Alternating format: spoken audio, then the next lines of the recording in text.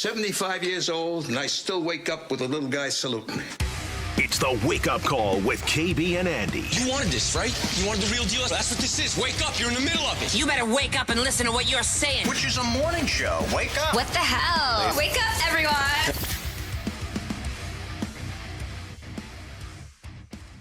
A good Tuesday morning. This is the Wake Up Call with KB and Andy. I am Kevin Bowen, Andy Sweeney alongside Mark Dykton on the ones and twos. It'll be a busy Tuesday for us. Not typical that we have as many guests as we do here on this Tuesday morning. And boy, we're spraying to all parts of the field. We will start things relatively early, 7:30. Will Buxton, the new voice of IndyCar. I said it yesterday.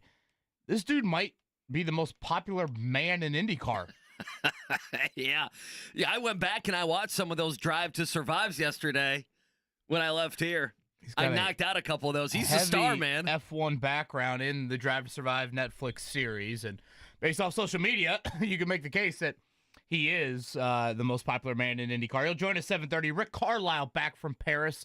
Pacers back to practice. They will take on the Pistons tomorrow night inside of Gainbridge Fieldhouse. Rick Carlisle in that normal 8 o'clock time slot. Coming up at 9, Bernard Pollard. Purdue fans will say, boy, I haven't heard that name in a while. The former hard-hitting safety. He was a player for Lou Anarumo at Purdue, and I believe he was quite the animated player for Lou Anarumo. So we'll see what his thoughts are on the new Colts defensive coordinator. And then to round things out, a man that used to grace these airwaves and certainly one that is a very, very popular voice, not only locally, I think now it's starting to grow more and more nationally.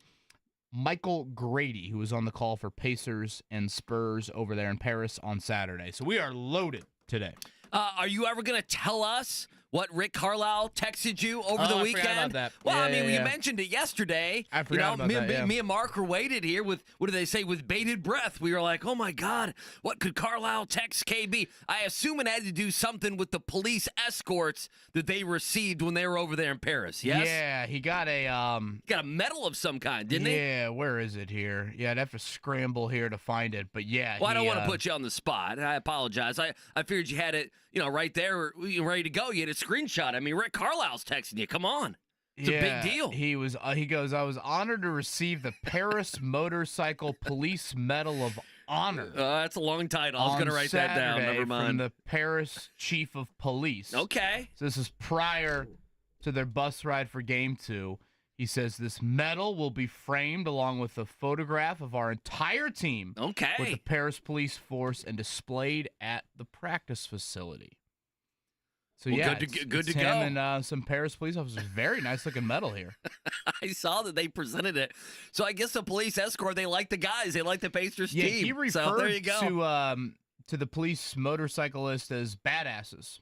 Well, they had to move people out of the way. Maybe Will Buxton will be calling some of them in an IndyCar race here coming up. Dude, I'm telling you, I'm excited to talk with Will. I am at 7:30. I've heard very high energy. I've heard a great human. Oh, yeah. And I say this in all seriousness. I mean, not to get too deep in the weeds with IndyCar, but, it's important to draw eyeballs that you wouldn't normally. And I don't know how much an announcer necessarily does that, but if you just base it off social media, he's got 3 times the amount of followers as the 2-time Indy 500 champion, Joseph Newgarden. I mean, he said on the, when they had media days a couple weeks ago, he thinks that IndyCar has such room to grow, and I think that's one thing that I want to talk to him about is what does he mean by that? He's been, dare I say, on the other side the last, I don't know how many years, KB, you tell me. The Drive to Survive Netflix series has been going on, 5-6 years for F1, so at least 5-6 years you've seen F1 that's just really grown, especially here in the United States.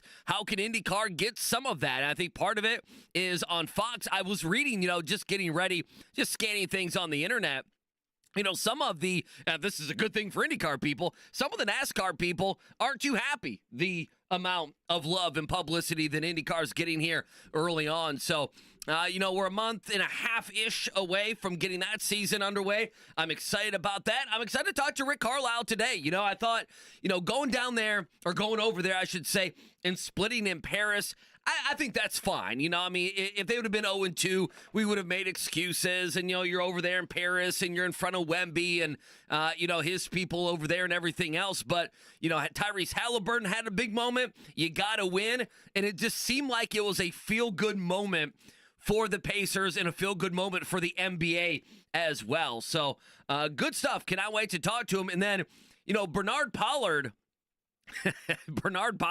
reading back on him and getting ready for that interview coming up later on.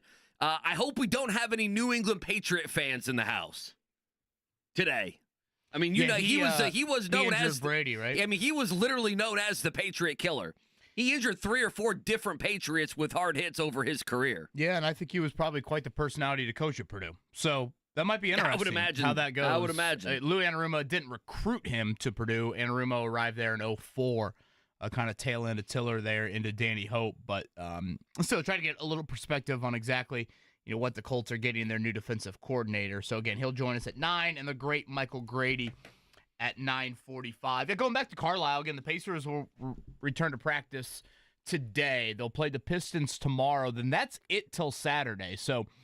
In coming back from Paris, they have reacclimated, if you will, to this time zone. Actually, this time next week, they'll be out west. They'll have their second Western trip of the season coming up next week. But, as I look ahead to tomorrow night with the Pistons, weirdly, Detroit is right behind Indiana in the standings. Oh, yeah. So, I don't think this should be a lull you to sleep type of game tomorrow night. And we have seen some, I would say, higher intensity moments between these two opponents here this season.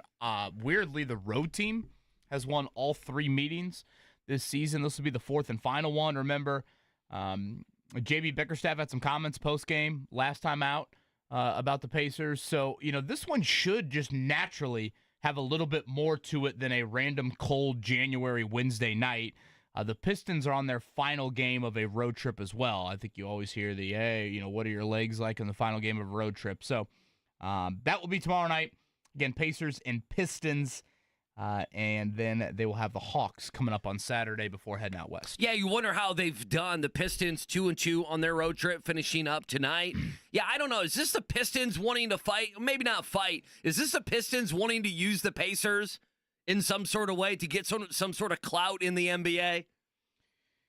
I mean, I think the Pacers will beef, and I know Benedict Mathurin has had his back and forth. But naturally brings a little bit of that. What are we doing? Just with how he acts. And, they did make, and, they were the opening night opponent. Rick Carlisle came on our show and was, pretty adamant about what Tim Hardaway Jr. Sure. and Malik Beasley and a little bit of Tobias Harris would bring to that team. And he's been right. I mean, the Pistons have been a positive surprise. One of these, bigger surprises here, I think, this NBA season. Unfortunately, the Jaden Ivey injury from a local standpoint loses some luster on that one. But again, Pacers-Pistons coming up tomorrow night. Do want to make sure we get to a little bit of Colts combo. Again, I know it's going to be a busy schedule today, but, for the most part, I kind of viewed Chris Ballard's offseason, Andy, in 3 parts. Defensive approach, free agency approach, and draft approach. What will change, if anything? Defense, for the most part, the coordinator, that is largely done. Obviously, we'll see the personnel that plays off of that.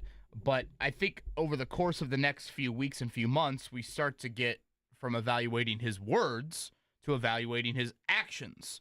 And I posted something to our website yesterday specific to free agency. To me, Chris Ballard's words sound differently. And I feel like there are some people out there that just don't want to hear that. And I get that. Chris Ballard has burned enough bridges in Colts fans' eyes that they are just refusing to actually listen to his words. I think the words sound differently. Now, again, will the actions follow suit? I think that's the question that you do have. I would say defensively, he acted like they needed to be more aggressive. They needed to make some changes. I don't think he was as overwhelmingly changing in his approach as he was free agency-wise. But I think you see the defensive coordinator hire, and you see a change. Is it a substantial change? I think that remains to be seen. But I do think you'll have a defense that'll play more man coverage and will blitz a little bit more. So, again, I think that kind of checked. Defense is checked. Free agency is the next one. And I think that's the one that probably opened up the most eyes based off his words, at least in my opinion, based off what he said a couple weeks ago. Yeah, I've said it. I sit here today, and I want to believe Chris Ballard. It has nothing to do with me that, he's burned bridges, and he has. There's no doubt with fans. The majority of fans here would totally be fine if, there was another general manager and today or tomorrow we were having the press conference of a new GM. But for me, the biggest problem I have in free agency is, Chris Ballard could, quote-unquote, do his job, and this is, I guess, where a little bit I can back Chris Ballard, where you can do your job, you can offer the contract, you can show a vision to let's just use a defense for a second, a player on defense, and they can opt to go elsewhere. I mean, Danielle Hunter, we don't truly know the numbers with Danielle Hunter, but he wanted to go back most likely and play in Houston. How do we know that the Colts, the package that they had put together for him, wasn't something that rivaled, if not better at times, than what the Houston Texans put in front of him? So I think that's my biggest worry. When you get to free agency, it's not just you and a free agent and you're trying to hash out a contract. You have... there might be 17 other teams that are interested in a player, 5 other teams, and their teams in the NFL, because the Colts are very much in the middle when it comes to available salary cap, that, have more money and they can offer a little bit more. So I don't know. I want to see the actions mean something. I am very much I will believe it when I see it. But the next month and a half or so of what the Colts do here is going to kind of lay the groundwork if they're going to be able, KB, to create excitement for next year. And creating excitement is making moves. At this point, that's all they can do.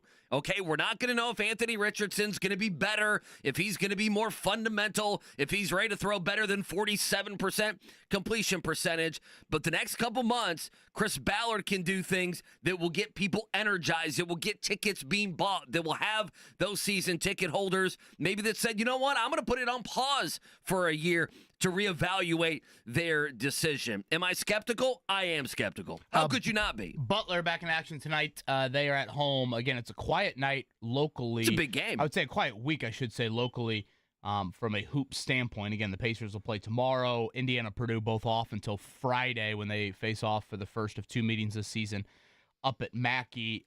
Butler, Marquette, 8:30 tonight. Remember, they actually led Marquette on the road at halftime about a month ago.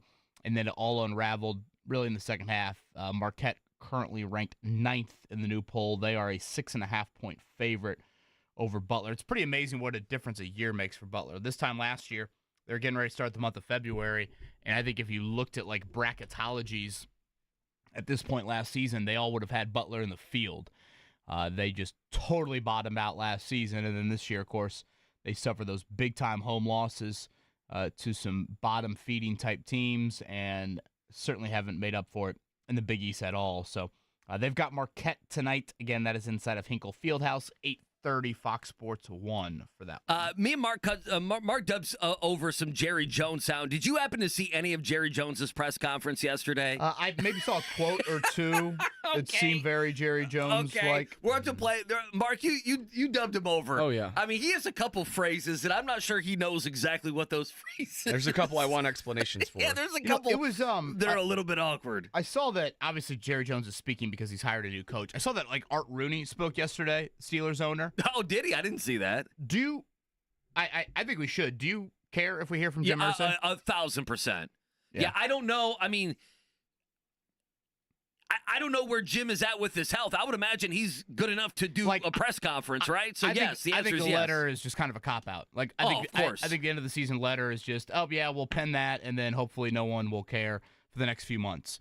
I think an owner should speak at the end of the season. I think that's an annual thing that the fan base deserves. And so, again, in Rooney's case, there's no reason to speak. The Steelers, whatever, they're not hiring or firing a new coach or anything like that. So I think that's a good thing. And, typically we don't hear from Irsay until really kind of like league meetings, I guess, in late March. And then, he typically speaks during the draft. Didn't last year, I think, due to health reasons. So that was something I saw yesterday. And I actually thought Art Rooney said something interesting that applies to the Colts we can maybe get to at some point today. But, Yeah, you throw out Art Rooney. I know Jerry Jones has met with the media. I know Woody Johnson with the Jets has met with the media. And again, Johnson, like some of these Mara does it every year. Some of these owners that are hiring coaches, sure, I get it. Ursay spoke when they hired Shane Steichen, but in your case with John Mara, and then obviously with Art Rooney, they're not doing that. Yeah, so Mara does about he'll usually do about 2 or 3 a year. Yeah, is the best way for me to put it. Typically does like a draft and a training camp, if I'm thinking, like in terms of the full contingent. Obviously at league meetings there's only, whatever, Stephen Holder or Joel A. Erickson or something that goes there. He does the Greg Rakestraw, Rick Venturi interview during the preseason. But I do think, especially at the point in time of your franchise when you're in the longest playoff drought in 30 years, it'd be nice to hear from him. Busy show. Will Buxton going to join us coming up at 7:30, about 15 minutes from now. Rick Carlisle going to join us in his normal Tuesday at 8 o'clock. On the other side, your morning check down. Appreciate you waking up with us. It's the Wake Up Call to Tuesday, 93.5, 107.5 The Fan.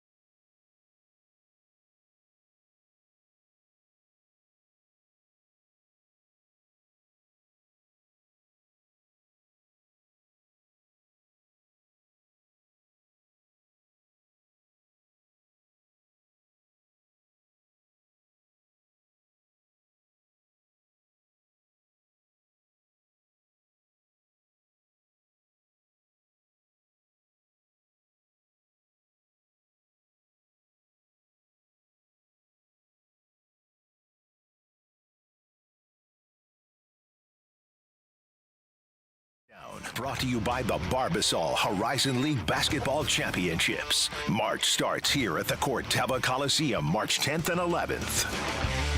The new TV voice of IndyCar, Will Buxton, in 10 minutes. He will be the Fox play-by-play man, if you will, alongside Townsend Bell and James Hinchcliffe, though that duo back from NBC, now moving over to Fox. First race a little over a month from today. Will Buxton has never been to the Indy 500. That's crazy. That's crazy. I mean, isn't that one question we have for him? Like, you're going to see this great spectacle, and you've not, I mean, like, you're gonna experience it for the first time while also calling it on national television. That's quite the thing, man. Yeah, Good for him. I think I'd be peeing down my leg a little bit. That's me. Well, Wouldn't yeah. be the Indy 500 if you weren't, right? I think that's probably a I told fair KB during the break, from Monaco on the F1 to Detroit, from downtown Detroit. Slightly different on that Will end, Buxton right? will join us. You want to start with Butler? Butler in action tonight. You know, they've won 2 out of 3. Butler and Marquette. Marquette number 9 in the country. That one 8:30 on Fox Sports 1. Marquette favored by 6.5. Just quickly, last night, you know, Duke won by 10. There were only 2 top 25 games last night. Duke won by 10 over NC State. Cooper Flagg's ridiculous. He had 28 points last night. Arizona beat number 3, Iowa State, 86-75 in overtime. Did you happen to see how that game went to overtime? Yeah, Caleb Love threw one in from like the other volleyball line. Yeah, I mean, dude threw like one in. a 60-footer. Yeah, basically a 60-footer as time expired to send it to overtime, and then Arizona took care of Iowa State, who's really good, who right now, of course, would be a 1 seed. But I've seen many people on Twitter, and I know the answer, I guess, is COVID year, but Caleb Love has been playing basketball, KB, since you were 27 years old. Yeah, he guarded Scotty Reynolds and Jerry McNamara at some point. I mean, my goodness. The guy's been in college And basketball. he always stresses me out whenever I watch him. Wasn't he supposed to go to IU for a minute? Or am I imagining things? Well, with the NIL stronghold, who knows? He'll go anywhere that will pay him. So, again, Butler Marquette tonight at 8:30. All right, the Pacers back to practice today. They will have the Pistons coming up tomorrow. That is a 7 o'clock game against Detroit. Again, these teams have met 3 times already this season. All road wins.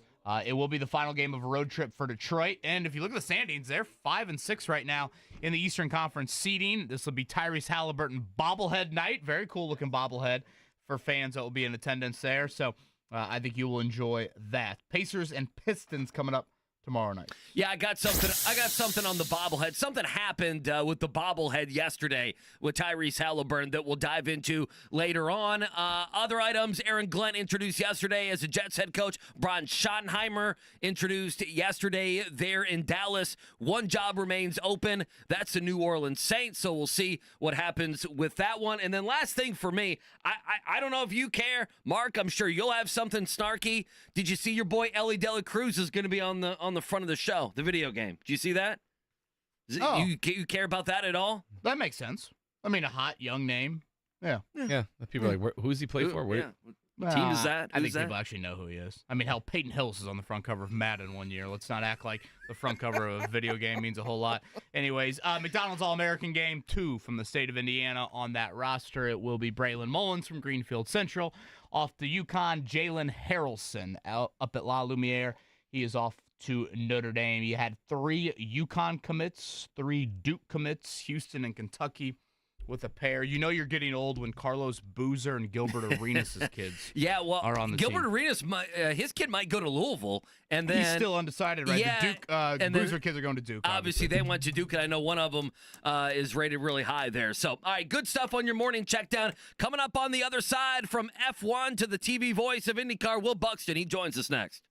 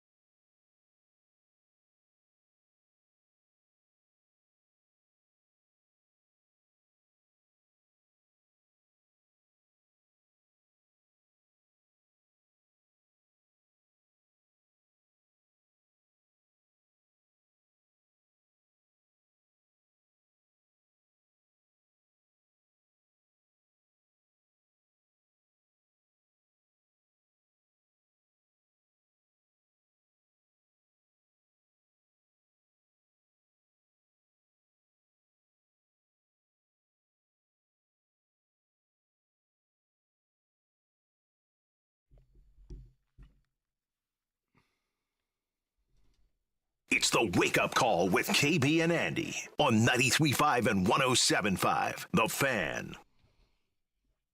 Pacers head coach Rick Carlisle coming up at 8 o'clock. We are back a little early from this break. And speaking of early, our next guest, first time ever on this show. Cannot wait for the interview. I know listener Brian reached out and shared this. Brian goes, Will Buxton is the GOAT. Can't wait for that interview. Met him in Austin at the F1 race. Nicest dude ever. How about that? Stoked he's with IndyCar. So Brian shared that with me. I think actually that was a couple days ago when we said Will was going to join us here, the new TV voice of IndyCar. And then all of a sudden I see Mark Dykton answering the phone like a handful of minutes ago, Andy. Will Buxton called in 8 minutes early for his segment. Well, he's a professional. Come on, Have what we are we ever doing? had anyone do that in the history of this show? He's not one of these sports radio jackasses. Come on, he knows what he's doing. Gosh, we don't deserve him. No, we Will, don't. good Tuesday morning to you. Welcome to the Indy Airwaves. Welcome to IndyCar, and your promptness is quite impressive. Thank you so much. Did I just hear the Ultimate Warriors walk-in music? Yeah, well, we've got the Royal Rumble in town on Saturday, so we are WWE themes out the wazoo. That's absolutely made my day. Warrior was absolutely my wrestler growing up. How are you guys doing? We are wonderful. Mark Dykton drops I absolutely love this guy. Will was tweeting last night about shrinking. I'm like, gosh, my wife is going to love him because we love that in the Bowen household. Will, let's start here. You're calling us from where right now? I'm at home in Oxfordshire in England, surrounded by, I think at the last count, about 15 books about the history of IndyCar. So it's all piling up on my desk at the moment. We love that. And let's just start with the simple and the obvious. Why? Why did you want to be the TV voice of IndyCar? For those unfamiliar with you, you have a rich history in F1. Certainly our Drive to Survive audience knows you quite well. Why this endeavor for you? Fastest racing in the world, greatest racing in the world. I love the championship, man. I've always loved it my whole life. And I never imagined in a million years that this could be a possibility for me. And it was a once in a lifetime opportunity, something I absolutely couldn't turn down. And it came at a point in my life where I was really thinking about making a big change. And you know, sometimes you leave a door open and something happens, and I'm incredibly grateful, incredibly humbled by the opportunity. You know, I've been over to Indianapolis. I've never done the 500. That's the crazy thing. I used to broadcast with NBC back in the day, so that was when it was split between NBC and ABC, and NBC had the qualifying week and ABC had the race itself. So I've done qualifying at IMS, but I've never done the race. So I can imagine that May is going to be a pretty emotional time for me. But yeah, I just can't wait. Well, I tell you what, you said a couple weeks ago, thank you for joining us on this Tuesday. You said a couple weeks ago that you thought IndyCar, it had a lot of room to grow. It had a lot of upside. You could see some really cool things happening with IndyCar. Do you have an example of that? What did you mean by that when you said it a couple weeks ago? I think it's the greatest racing in the world, and I can't believe that more people don't watch it and don't appreciate it for how absolutely incredible it is. And, we're at a time where open wheel racing is gaining more and more popularity, particularly through the United States, thanks to Formula One's massive growth, thanks to Drive to Survive and all that. And I really hope that people who are getting into open wheel racing and rediscovering or discovering for the first time their love of open wheel racing will look at IndyCar and say, well, this is something that's here in the U.S. This is our thing.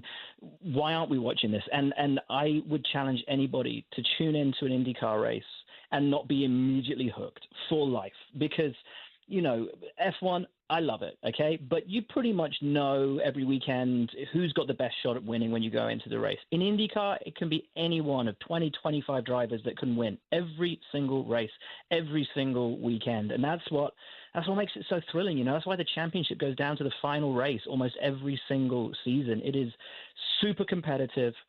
It's a massively exciting championship that, takes in road courses and street courses and ovals, and you have to be such a dexterous driver. You have to have so many skill sets in order to be the complete package, the complete master of your craft in IndyCar. And that's not something that any other open wheel championship has. The energy is obvious. Will Buxton, new TV voice from Fox, with us here on the Payless Liquors Hotline. Couldn't agree more on that part. Just the parody of IndyCar. Absolutely love. Will, you will be alongside James Hinchcliffe and Townsend Bell. We are used to those voices in the booth. And I think you said, and Nathan Brown from the Indy Star wrote a great piece on you, but you mentioned that kind of Hinch dropped this idea to you. Could you share a little bit about your relationship with Hinch and what he shared with you about this opportunity? Yeah, it's all Hinch's fault. So we were sharing the screen last year on F1 TV, and we were in Brazil, one of the last races of the season, and we were just chatting over dinner, and he said, "So, what's your 2025 looking like?" And I said, "Well, I'm not sorted yet, and I'm kind of debating, do I carry on with F1? Do I try and find something else?" And he said, "Well, your name came up in a meeting with IndyCar." And I'm like, "Come on, don't joke me around, mate. You know how much I love IndyCar." And he's like, "No, seriously, like, would you be willing to take a call?" And yeah, I mean, the answer to that is always a yes. And had a meeting with the top guys at Fox. And really, really quickly, it became obvious that we were aligned on so many things, and they made me an offer. And I said yes. I didn't even really second guess it at that point. It was just something that made so much sense. And I get to work with Hinch, who I love, and I've known Hinch, 20 odd years probably.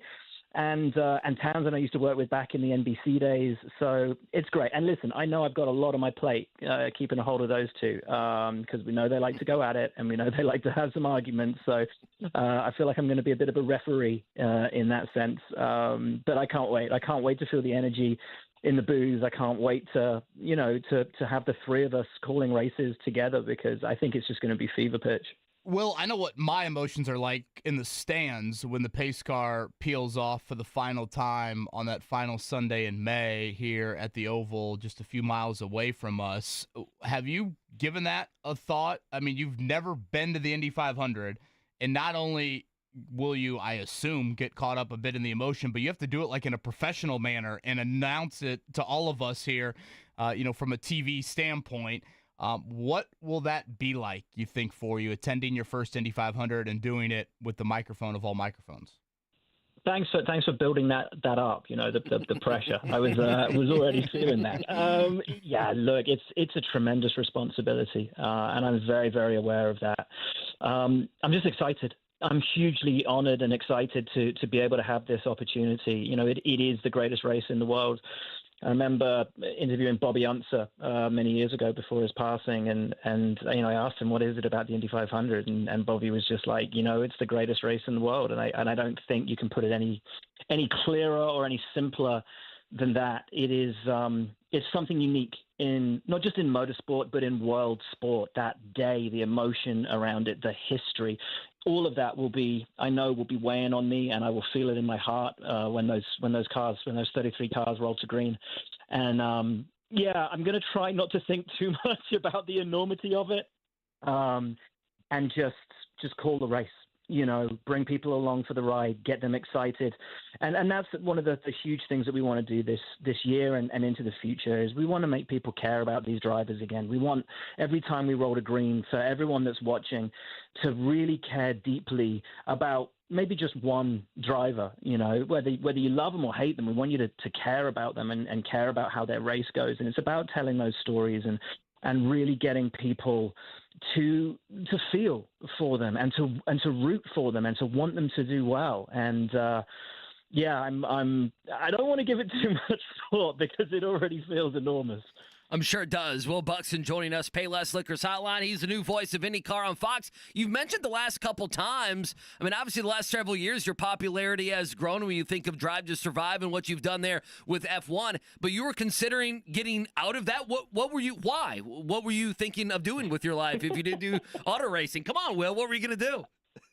I don't know. Good answer. Yeah. My wife was terrified. But no, I've been doing Formula One for 24 seasons, and that's a lot of time away. It's a lot of time away from the family. It's a lot of time away from the kids. It was an amazing career, and a career I never thought I'd have, ever as a kid growing up, watching race cars. To get to talk about race cars, to get to talk to racing drivers, meet your heroes, and get to broadcast that. That's something I never imagined I would get to do. But I think I'd hit a point in my career where I knew I needed a change. I knew I needed to do something different. I couldn't imagine what that was going to be or where I might find an opportunity that really resonated with me. And as I say, out of absolutely nowhere, literally out of dinner and a couple of caipirinhas in Sao Paulo, Hinch just comes to me and says, "Would you think about IndyCar?" And yeah, I mean, I've been coming to IndyCar races for decades. First time I actually came to an IndyCar race was back in Sonoma in 2012, and back then I was working for Speed Channel, if everyone remembers that channel back in the day, and they were losing the rights for Formula One, which was switching to NBC, and I didn't have a job back then. So I went to Sonoma partially as a fan, because I loved IndyCar and I'd never been to a race before, and partially because I was looking for work. And I was really desperate to try and make that transition to IndyCar.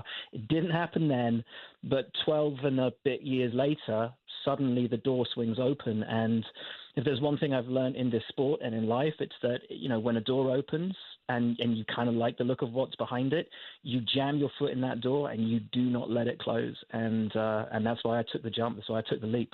March 2nd, noon, St. Pete. Again, these races are on Big Fox, people. This is not going to be you're scrambling to find races like we've had to deal with in years past. I think that is huge for Will Buxton, the new TV voice here coming up for Fox alongside James Hinchcliffe and Townsend Bell. Will, we will end with this. We can't thank you for your time here on this Tuesday morning. Your favorite character in Shrinking is who? So I was talking to my wife about this. I really would love it if we grow as a couple into being Liz and Derek. I'd just be absolutely made up with that. Okay. My wife is a huge Gabby fan. I mean, there are times where, I thought to myself, come on. Yeah, Gabby's boy, amazing. I hope you don't act like Gabby, maybe 24/7, 365, but nonetheless, she's a hilarious character. So I love that tweet from you last night. Will, congrats. Your energy in the last 10 minutes, I think, is pretty easy to feel. Thank you for calling us on this Tuesday morning very early. Safe travels back to the States, and hopefully we can have you on certainly during the month of May. 100%. I'll be living in Indianapolis for the whole of May. So yeah, definitely. I'll come in and we'll go share some shrimp cocktail over at Elmo's or something. Don't have to tell us twice. IndyCar fans, there he is right there. Your new TV voice, Will Buxton. Andy Sweeney, I had heard great things, heard high energy. I've said this before, and whether it was Sean McDonough a couple times during the college football playoff, but when you have these people that are outside your market, and we have something that we think is cool and fun and special, and for them to have such genuine energy with our stuff, it just, I don't know, makes me feel good. It should, yeah. I don't know other ways to put it, and I think Will Buxton has that and will bring that to IndyCar. Obviously, he's going to bring a huge following, but huge following doesn't necessarily mean that all of a sudden you've got some great energy and you genuinely care about it. And he's got that too, and I think that's a really, really important combo and a great hire from Fox and IndyCar. It will be interesting to see what, obviously Will have a huge part of this, what Fox does to grow IndyCar. There's probably, I would imagine, a lot of creative people, a lot of people that want to see this work out and want to see this grow. F1 is so popular.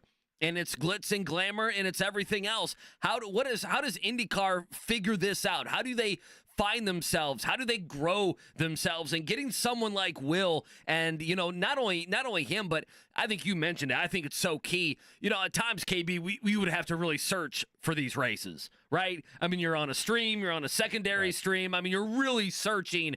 You gotta put some work in if you're gonna watch some of these things. That is not going to be the case. And I think what he said at the beginning of the interview is spot on. I mean, this is something that has caught on. Open wheel racing has caught on. It's caught on here in America. So I think Will is a great voice for it. His energy. I mean, go back and watch those Drive to Survives. I mean, he's the star. Besides the drivers out there, Will's absolutely the star. So I tell you, I had about 10 other questions. I mean, that is a guy that come the month of May, we are going to be picking his brain because I think he's just going to be I think he's going to do a fantastic job as well. Well, again, it's always confused me a bit from a fastest racing, how he describes it, and the greatest racing in the world, he kind of got to it. He described the parody of it. I mean, that's what, to me, makes it so appealing. And you don't get that in F1. You just don't. I mean, there's, I would say, little to no parody in that format, and you get that here from an IndyCar standpoint. So, again, Big Fox has put a lot into it. I mean, for anybody that watched the NFC title game, for anyone that's going to watch the Super Bowl, you're seeing IndyCar promos. Oh, yeah. Newgarden had one. I think Pillow had another one. I mean, you are going to see more of that here coming up here with Super Bowl a week from Sunday. So thank you to Will Buxton, the new TV voice of Fox, for joining us. Reminder, Rick Carlisle coming up at 8 o'clock, and we'll have Michael Grady join us to round things out today. He was on the call. Pacers and Spurs on Saturday over in Paris. Michael Grady at 9:45. How do you want to do this? You're going to go from Will Buxton to something that Art Rooney said yesterday. How do we do that? I don't know. What did Art Rooney say yesterday? The Rooney's got any heritage over there across the pond? What did the Rooney family say yesterday? So, we were talking a little bit earlier, and I guess there's kind of two angles you could go to it. One, I do think we need to hear from Jim Irsay in more than just a 290-word penned letter that, who knows if he even wrote it. I think it's important, and I think you owe it to your fan base, especially at the worst spot your franchise has been in 30 years, to hear from him. But Art Rooney was talking about the Steelers. He's the owner of the Steelers, for those unfamiliar with him, in their quarterback situation. And he mentioned that he anticipates the team signing either Russell Wilson or Justin Fields for ideally more than a one-year deal. I brought up to you yesterday, Andy, that fun, that there are some people saying, hey, what about Russell Wilson having a reunion with Pete Carroll and the Raiders? But I think all of this is important to keep an eye on in regards to Justin Fields, because as we, had this conversation yesterday, when you're telling a fan base, hey, we're going to add quarterback competition in the offseason, it's like telling, your 4 or 2-year-old, hey, you need to eat the vegetables. No one wants to hear that. And nothing is going to make them say, yeah, give me the fork. Here we go. That sounds great. Like, there's no quarterbacks out there. I think Justin Fields is arguably one of the few, if any, that if you want to say he could provide some competition, he's not just a Band-Aid given his age, he's a similar style to Anthony Richardson, so it's not like you'd have to overhaul your offense if you move from one to the other. He kind of checks those boxes. No one's perfect. But I feel like of all the names, and you can go through the list, and I don't know, maybe Sam Darnold is too much. See, to me, I look at Darnold and he's the starter. He's throwing for 4,500 yards. Right. Darnold, to me, has probably gotten to the point where he's like, no, I'm coming there to start. Yeah, if Darnold were to come to Indianapolis, I know Colin Cowherd talked about that last week. He just mentioned Darnold and coming to Indy and everything else. He's the starter. Anthony Richardson is not having a battle with Sam Darnold over starting. Sam Darnold would be the starter. So I put him in like a different category, but I guess the Pittsburgh Domino will be one to watch. Fields and Wilson are both free agents. I could understand them saying, hey, we want something a little bit more for the future. So they try for Fields. Or, do they look at Wilson and say, no, we, liked how he kind of shored things up once he got in the lineup and, whatever, helped us get to the playoffs, except I don't want to act like Wilson was great, but I also don't think he was horrific last year. I just think this is a domino to watch, considering the Colts and their desire to add quarterback competition. Yeah, but I don't think it exists. Like, I think what they're talking about doesn't exist. What do you mean? It doesn't exist. Okay, so Russell Wilson, we would agree that he's mostly washed, right? I mean, no one wants Russell Wilson. If Pete Carroll's going to take Russell Wilson, have fun. But this is now 4 teams in a row that have done we're going to bring Russell Wilson in and we're going to have the big press conference and Russell Wilson is going to go out there and just be blah. I mean, to me, I think the Pittsburgh Steelers would be waving the white flag on their organization, thinking that they're going to do anything multiple year contract-wise with Russell Wilson. And then, Justin Fields is fine. I mean, I guess you could say right now, because he's been in the NFL, has had some success, he might be a better version, a slightly more accurate version of what we're dealing here with Anthony Richardson. I think he's probably a little bit healthier. Obviously, 2 years have been tough on AR, but Justin Fields has to think that he's going to find himself in a situation to where he's going to be the clear-cut starter or pretty damn close. And that's not what he's going to be here in Indianapolis. And then I'll go, Daniel Jones. I brought up that name. And listen, you can make fun of Daniel Jones. He has had many moments to make fun of in the NFL. I don't know. I guess I don't know why the Minnesota Vikings would not keep him. Does that make sense? I mean, J.J. McCarthy, if you think they are going to have to move on from Sam Darnold and don't want to pay Sam Darnold $40 million, but have J.J. McCarthy coming back from that knee injury on a rookie contract, throw Daniel Jones a little bit of money, you're good to go. I think the other thing to throw on top of all this is, if you're going to get one of these guys, you're going to pay right around maybe $10 million. Are you ready to do that? I mean, again, that is a... that is a nice chunk of change for a guy that might play either very little or not at all. Yeah, at least you hope maybe at times doesn't play at all. So I don't even know what name. Once we get by those few names, I don't even know. It's nice for them to say, we're going to bring in competition. But if they bring in some career backup in here or another guy like a Gardner Minshew, we are not going to sit here and consider that to be competition. This is not me even banging on the Colts. I just don't, besides what you mentioned, Justin Fields, I just don't see that player even existing in today's NFL. I don't know who they would even get. Yeah, again, if you put Darnold to the side, I think Fields is the only thing that you could possibly make a case for, like, legit competition plus not Joe Flacco's age. Right. I mean, if you look at the free agent quarterbacks, Zach Wilson, Trey Lance, Jacoby Brissett for seemingly the 37th year in a row, Mariota for seemingly the 37th year in a row, your boy Drew Lock, right? I mean, Jameis Winston, like Mac Jones, Drew Carson Lock was freaking Wentz. I mean, like he was so bad outside that Colts game, guys. These are the quarterbacks. So, like, I feel like when I see Fields' name pop up, that's the one you got to pay attention to because I think he is the one that, 26 years old, 25 years old, there's going to be a little bit of a coveted nature to what he decides and what Pittsburgh decides with him. I think if you are a Colts fan, what you ideally would want is you would want Pittsburgh to re-sign Russell Wilson, and you would want, for some reason, Justin Fields to view the opportunity here as something that he wants. And that would be your quarterback competition. If you had a quarterback room next year of Richardson, Fields, re-sign Ellinger, I guess, sure, because something like that. He behaves well, and then, I don't know, throw a dart at a fifth rounder or a sixth, something like that. Okay. That to me is like a quarterback room that by no means are you having a parade on Georgia Street for it, but in the world of trying to create a decent looking quarterback room, given the nature of where you're at with Anthony Richardson, I think that's probably the best you can do. I have an analogy. You tell me if this analogy holds, okay?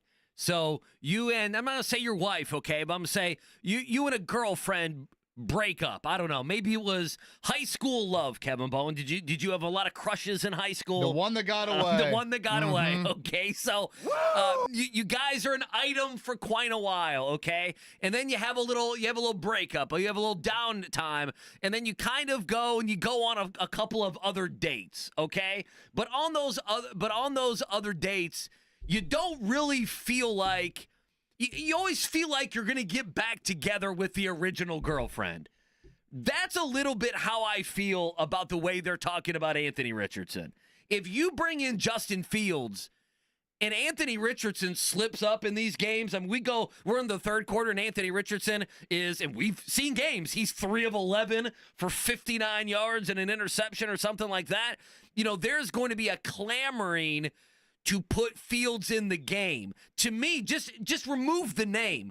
Are they going to bring in somebody that you actually feel like you're going to break up with that girlfriend and actually move on? Or you're going to get back in that same relationship and we're going to be back in the same relationship that is Anthony Richardson? Joe Flacco was 40 years old. He didn't play great. He couldn't move. It was almost a punchline. Everyone knew that Gardner Minshew is a career backup or a guy that can get you a spot start here or there. If they do something, I remain skeptical that A, it's even out there, and B, that they're actually going to do something to where we might go into a week saying, I think I would start Justin Fields. I mean, last year, some people did that with Flacco, but you led the charge on this of Why would we throw in a 40-year-old quarterback who's not going to be here next year? I guess I'm just skeptical. I think Fields would be the one to potentially save the sinking boat, is how they need to view it. And by that, I mean this.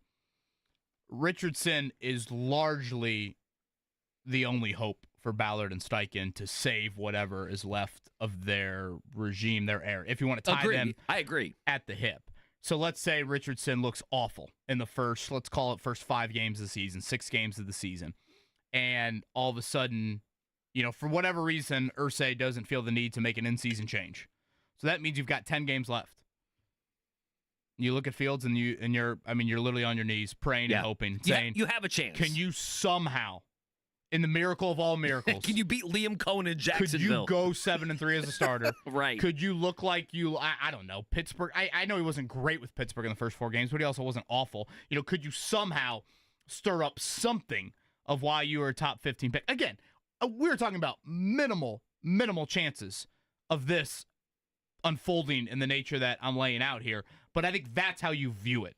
Richardson has got to be the one. Like, again, you're trying this new, quarterback throwing guy and Chris Hess this offseason. Like, these are attempts at trying to resurrect Richardson, which is needed.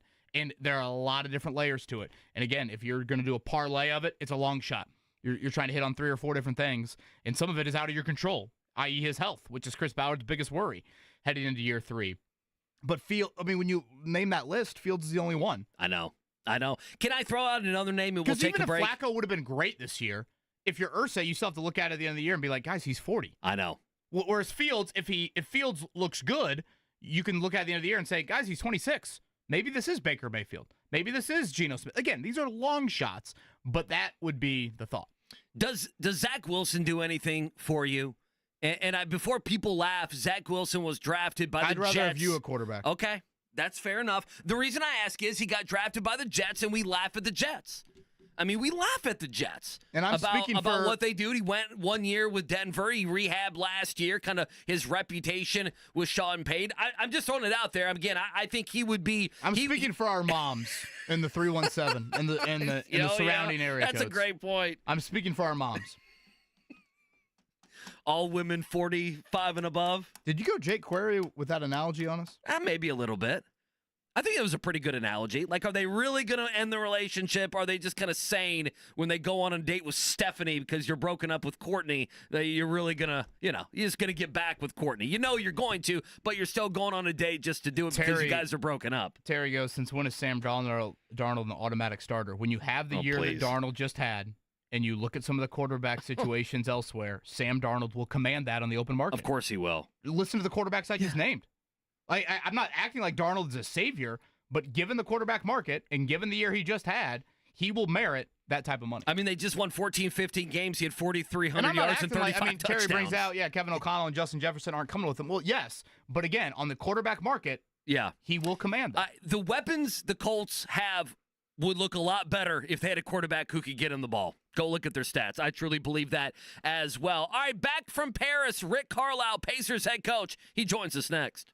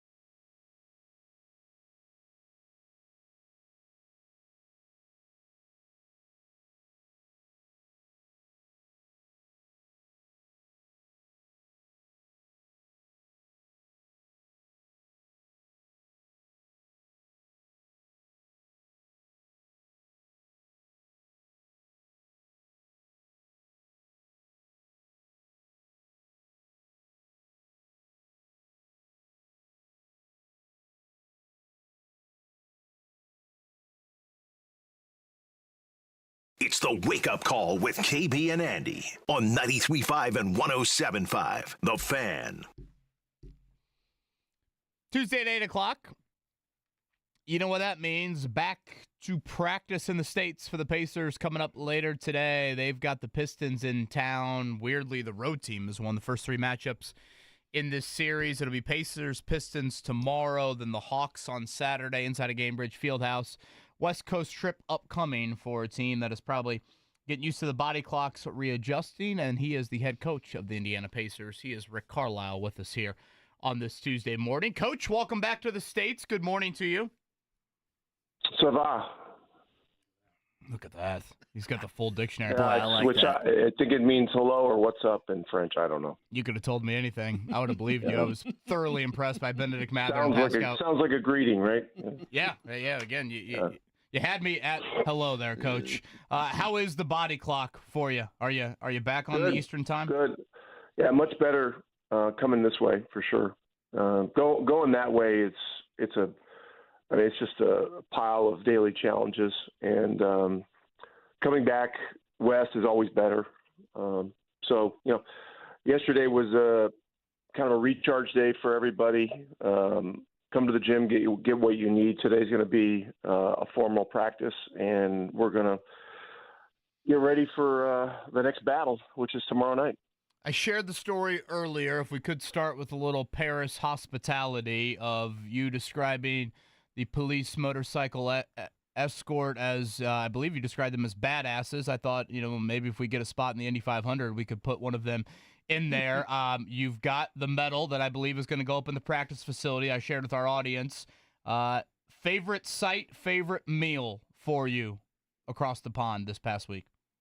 Well, favorite sight, the whole city is just phenomenal. It's just a phenomenal place. And I don't know. I know there's a lot of beautiful cities in the world, but if there's one more beautiful than Paris, I haven't seen it. On the way to the arena, you pass the Arc de Triomphe, you pass the Eiffel Tower, you pass all these other historic buildings, and everything just looks meticulously kept.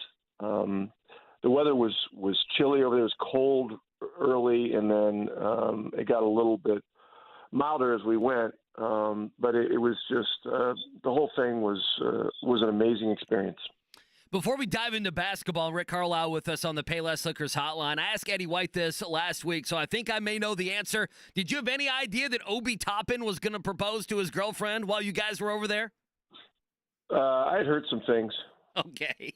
So you had heard some scuttlebutt, I guess, that was going to happen? Well, yeah, and in today's age of digital everything almost, I guess I wasn't expecting to see it all on Instagram, but a lot of it was in pictures, and really happy for him and Maggie. They were just ecstatic. It was a surprise on Tuesday night, I believe, after there was a formal event at, I forget what the name of the place was, but it was another historic place. Our ownership was there. Commissioner Silver was there. I almost said Stern, and all the people from our travel party. We had close to 200 people that traveled with us, and it was an amazing experience for everybody. But the Simon family, and I guess I really should say Herb Simon in particular, made it possible for all these people from our organization to travel. It was a significant additional cost to the trip, but it's an experience that no one will ever forget. Pacers head coach Rick Carlisle here on the Payless Liquors hotline on this Tuesday. Pacers back in action, hosting Detroit tomorrow night, 6:30 hour coverage here on The Fan. That first game doesn't go your way. You guys allow 140 points. Wemby is fantastic. You lose by 30. You come back, and then you win a game by 38. What was the message? You guys had so much fun over there. What was the basketball message after that first game to refocus the team? Well, we were pissed after the first game. There were a lot of things that didn't go our direction. We didn't play hard enough.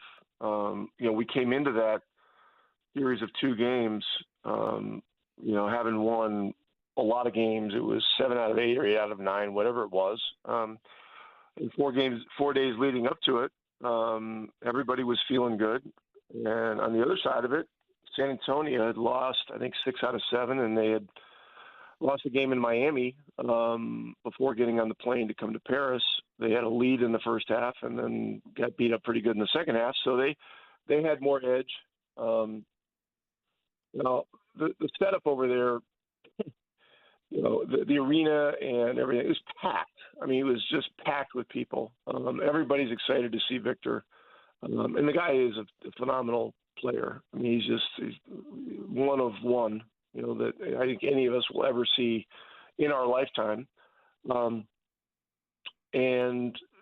He played great. We allowed him to do a lot of things that we shouldn't have allowed. And fortunately, we had, 36 or 40 hours in between games to make adjustments and to do things differently and do things better. And so our guys responded tremendously well. Miles Turner, even though he had a modest game scoring the ball, his running, his movement, and his tenacity against Victor, we matched his minutes with Victor. I mean, you saw the one play where he's up pressing full court, creates a turnover, and Pascal lays it in early in the game. I mean, and it made Victor work more. And we just did a lot better job. Nembhard guarded Vassell. Vassell had, 4 points or 6 points, whatever it was. And after he had a big game in game 1, and everybody played better, and we played more connected as a team. That is Rick Carlisle. Pacers again back to back practice today. They'll have the Pistons in town coming up tomorrow night, conclude the 4-game series with them. What's turned into quite the animated series here this season with Detroit. I want to go back to Saturday and that third quarter flurry there from Tyrese Halliburton.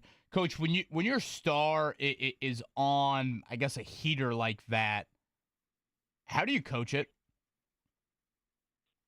Well, I don't know if you're aware of everything that happened in the third.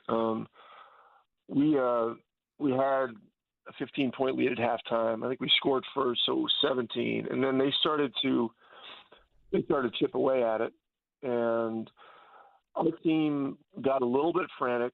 Tyrese had a couple of frantic plays, and so I subbed Ben Shepherd in there for one possession, and I had Tyrese come over to the sideline, and I just said, hey, take a deep breath, and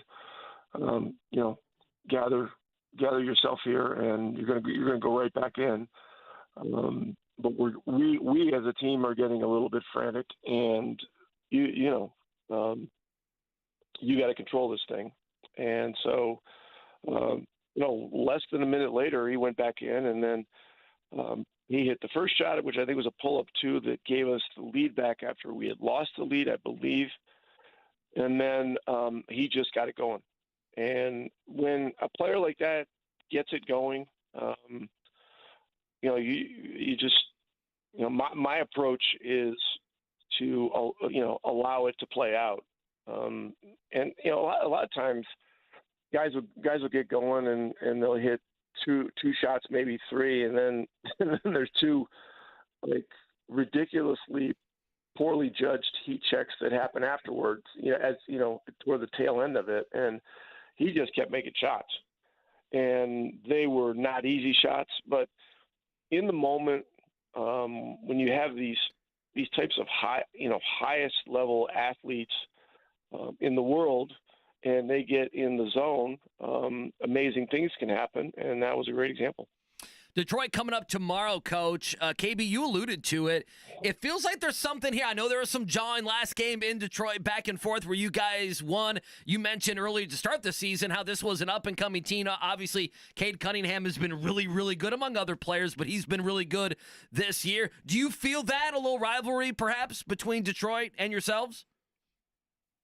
Well, I know the history of this matchup all too well, going back to 2001. When I was the head coach at Detroit, and it was my first head coaching job. And we had a lot of animated games. against Indiana, and then I went back to Indiana, and we had a lot of intense games against Detroit, and it's a Central Division matchup. It goes back many decades. There is significant history, and there's proximity. So look, we just got to be ready. We didn't play well in the first game at Detroit, which was the opening game of the season. We had a great fourth quarter and found a way to win the game, which was great. And the second game was a cup game back at our place, and we got smashed. I mean, we got smashed and embarrassed, and then they ran the score up on us because they were looking at the point spread stuff because they were undefeated in the cup. So, there was a lot of activity and talking and stuff going on in that game, and they were fired up. And then when we went back in there 2 weeks ago or whatever it was, we had talked about those things that had happened, and we've gotten healthier, which has helped us. And we played a good game.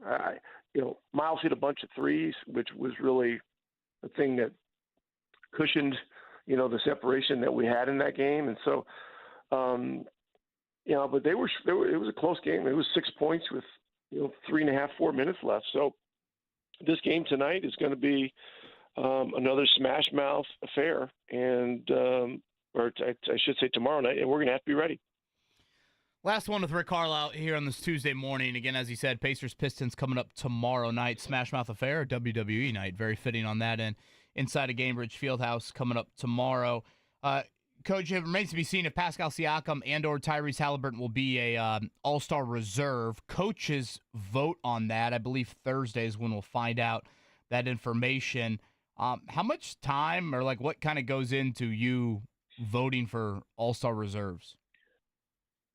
Yeah, it collects a lot of information, a lot of statistical information, a lot of stuff involving team records. Generally, the records of the teams and how they're doing relative to the previous season or perhaps early in the year, those are things that usually are pretty strong considerations by coaches. And so, I have one of my staff put together a detailed study on everything involved with it. And, then I look at it, and then, I had to submit my votes yesterday before 3 p.m. via a secure link, in one of the, I don't know what they call them, those places that, some accounting firm or something like that. So,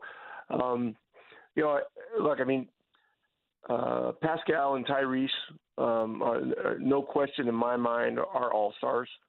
They're all-stars in the minds. They're superstars in the minds of our fan base and Pacer Nation. I don't know what's going to happen with the vote. I certainly hope that they both make the team. If they don't, there's always a chance that on a replacement basis, usually there's one or two guys that get on late, and the hope would be that there would be strong consideration for one or both of them in that case. But, we'll see. Right now, what we've been doing as a team is we're on a pretty special run here that has had nothing to do with individual stuff, really, with the exception of, Tyrese's, scoring run at the end of the third quarter. That was a pretty individual thing that happened, within the team concept.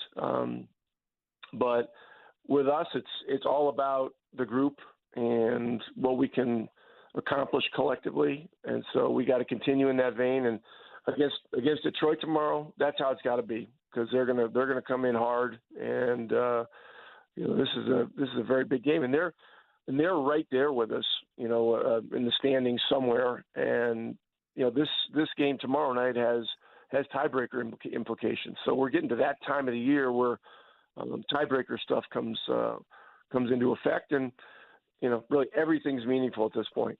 Yeah, I believe 5 and 6 in the standings tomorrow night. Back to practice today for Rick Carlisle and the Pacers, and I assume the Paris Motorcycle Police Medal of Honor will be hung up in the facility as well? Well, it will. I've got some photos that I'm going to frame with it, but I got to tell you, that was an amazing experience. You know, the first few escorts that we had, there were only like 3 or 4 motorcycles, and then I made that comment before game one because I really meant it. It was not meant to be in jest at all. And then for the next game, we actually didn't have a practice in between. I'm pretty sure both teams took the day in between off because we had 3 or 4 practices leading up to the first game. We had a meeting during that off day. So the next time we saw the escort, or I should say the Paris Motorcycle Police, was the second game day. and then I had heard from Joe Smith, our head security person, that the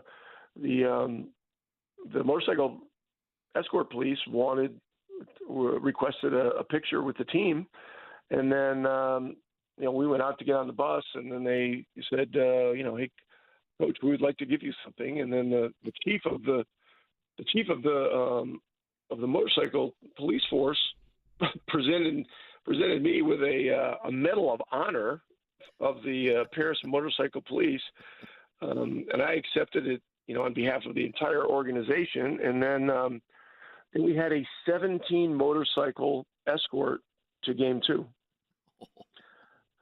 And I'll tell you guys, I mean, Kevin, I think I sent you the pictures. There's the one there's like 7 motorcycles right in front of the bus. Yeah, looks like a flying V from the Mighty Ducks. Looks beautiful. That's great. Yeah, and there were a few on up ahead of those guys, and then there were a few in between each of the 3 buses. So the whole thing was, going into it, I couldn't have ever dreamed of all this stuff happening, but it was great. And those guys are great friends now. And, what a great experience. People would dream to travel to the Indy 500 like that.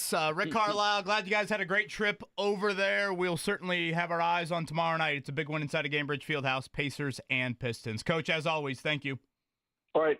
Take care. Rick Carlisle, Payless Liquors Hotline. All right, I got 2 things, okay? Thing number 1, I mean, he's explaining the beauty and the romantic nature of Paris. You poo-pooed Paris before the Pacers went over there. You said no desire to go. Okay, has that changed at all with any of the words from Rick Carlisle? Maybe if the police escort could just take me around the whole time. Take you around the whole time, yeah. To be catered to. I'm going to guess the Pacers traveled in a manner that's a little different than how Kevin and Maddie Bowen would travel to Paris. That's Not to break right. news to you here. Well, yeah, but it's not breaking news. No, I think you're spot on. And then number 2, now, is it you have the piece of paper there. Tonight, is it bobblehead tonight? Tomorrow night. Oh, yeah, it's tomorrow night, excuse me. So it's tomorrow night. Now, I saw this yesterday. Mark, I don't want to make you jealous, okay? I'm a little bit jealous. I saw JMV had one of these bobbleheads yesterday. I saw that. Yeah. He got one? Yep. Yeah. See, Mark, I knew that would rub you the wrong way. We got to get this bobblehead in here. I went to my desk this morning. I didn't see anything there. This is a cool bobblehead. I haven't checked mine. I'm guessing I didn't get one. Halliburton's got the belt over the right shoulder. He's in the ring. He's in the makeshift ring. Pacers logo, WWE logo. Yeah, I don't know if I want Halliburton flying over the top rope. He can be involved. He can come out. He can get on the mic. He can mean mug Jalen Brunson or somebody else. But I don't know if I need, I was going to say Brock Lesnar. He's still not wrestling. Brock Lesnar throwing him over the top. Now you're speaking my language. I feel like Halliburton will be seen in the crowd. Like they'll do a celebrity shot and he'll be there, but he's not going to get in the ring. McAfee probably will, but Halliburton, I'd be shocked. One thing about Halliburton, and we asked Rick about this. I want to go back to Saturday and that flurry for him for just a second. Halliburton sat. Rick said a minute. Technically, it was 25 seconds. He sat. How many times do you see an NBA team take out their star for 25 seconds? Yeah, that usually doesn't happen in the third quarter. No, that was like a for those that weren't maybe glued to the tube at noon on Saturday. The Pacers blew a huge halftime lead in that third quarter. I mean, it was gone. It had evaporated, and he puts Halliburton back in, and whatever. He scores 14, 16 in a row.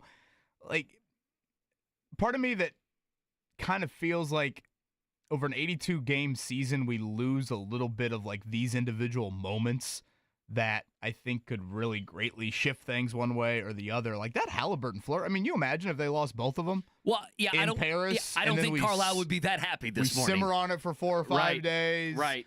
You know, you got to think about where you're at with the trade deadline a week from Thursday, et cetera, et cetera. Don't want to make maybe too much of it, but I do think that was a pretty important moment there for the Pacers and making sure they got a split overseas. So, yes, Pacers, Pistons tomorrow night, and I believe, if I'm looking at this right, you get a bobblehead with a purchase of a ticket. Oh, that's pretty good, man. You got to get that bobblehead. Sometimes they'll do it. First 5,000 people there, and people be lined up fighting Unless each I'm other in line. I should probably read this a little bit closer. By but the I way, think that's what it is. Pacers 25-20 right now. You know what they were last year through 45 games? 25-20. 25-20. Boy, it's been such a roller coaster. I know. It feels different this time around, doesn't it? Well, I mean, with the injuries and the up and down nature. and the in-season tournament. Sure. 25-20. Bianca Belair and Montez Ford in the building tomorrow night. You're getting better. Are they the married ones? Yes. Mm-hmm. There you go. Look at that. They'll give marriage Good for advice them. to Obi Toppin and Sure. his fiance. All right, morning checkdown. The Morning Checkdown, brought to you by the Barbasol Horizon League Basketball Championships. March starts here at the Corteva Coliseum, March 10th and 11th. All right, kind of a quiet night. Obviously, tomorrow night we'll have the Pacers. We've talked about that. Butler in action tonight on the college basketball side, hosting Marquette. That should be a good game. Marquette comes in number 9 in the country, favored by 6.5, and that one 8:30 on Fox Sports 1. And then quickly last night, Duke over NC State. Iowa State, who's a 1 seed right now, number 3 in the country, they fall by 11, 86-75 to Arizona. Yeah, as Rick Carlisle mentioned, this has some playoff implications coming up tomorrow night inside of their building. It's been the road team winning all 3 of these so far. I guess technically with the Pistons losing last night, they did fall a little bit here, but it's a very jumbled Eastern Conference. 2.5 games separate the Pacers in 5th to the Pistons in 8th. This is the final game of their road trip. So if you want to play the leg game a little bit here, I guess, maybe it won't be that big of a difference, but the Pacers back to practice today, Pistons tomorrow, and then the Hawks on Saturday. A couple small items. Ellie De La Cruz going to be on the front of the show. That's the video game. I saw that was announced. I think he announced it himself yesterday. So that's out there on the NFL. Aaron Glenn announced yesterday officially as the head coach of the Jets. He had the press conference and everything. And Brian Schottenheimer named there in Dallas. They had their press conference. We'll play some Jerry Jones sound for you later in the show. Is that okay? Boy, you want to hear some Jerry sound? Come on. Sounds riveting to me. McDonald's All-American All-Star rosters announced 2 from the state of Indiana. That would be Braylon Mullins and Jalen Harrelson. Mullins off to UConn and Dan Hurley. Harrelson off to Notre Dame with Micah Shrewsbury. Technically, Notre Dame could still get one more commit from this game. Nate Ament on the East team is still undecided. UConn with 3, Duke with 3, Houston with 2, Kentucky with 2 from a commitless standpoint in the McDonald's All-American game. We'll take a break. Coming up on the other side. A reminder, 9 o'clock, Bernard Pollard going to join us. That should be fun. Sound of the day as well. Liam, did you see Liam Cohen yesterday? Did you see the Liam Cohen clip yesterday? You want to hear that on the other side? That was excellent. I loved it. We'll let you hear that. What did Liam Cohen, how's this for a tease? What did Liam Cohen say yesterday? We'll dive into it next. It's a Tuesday on The Fan.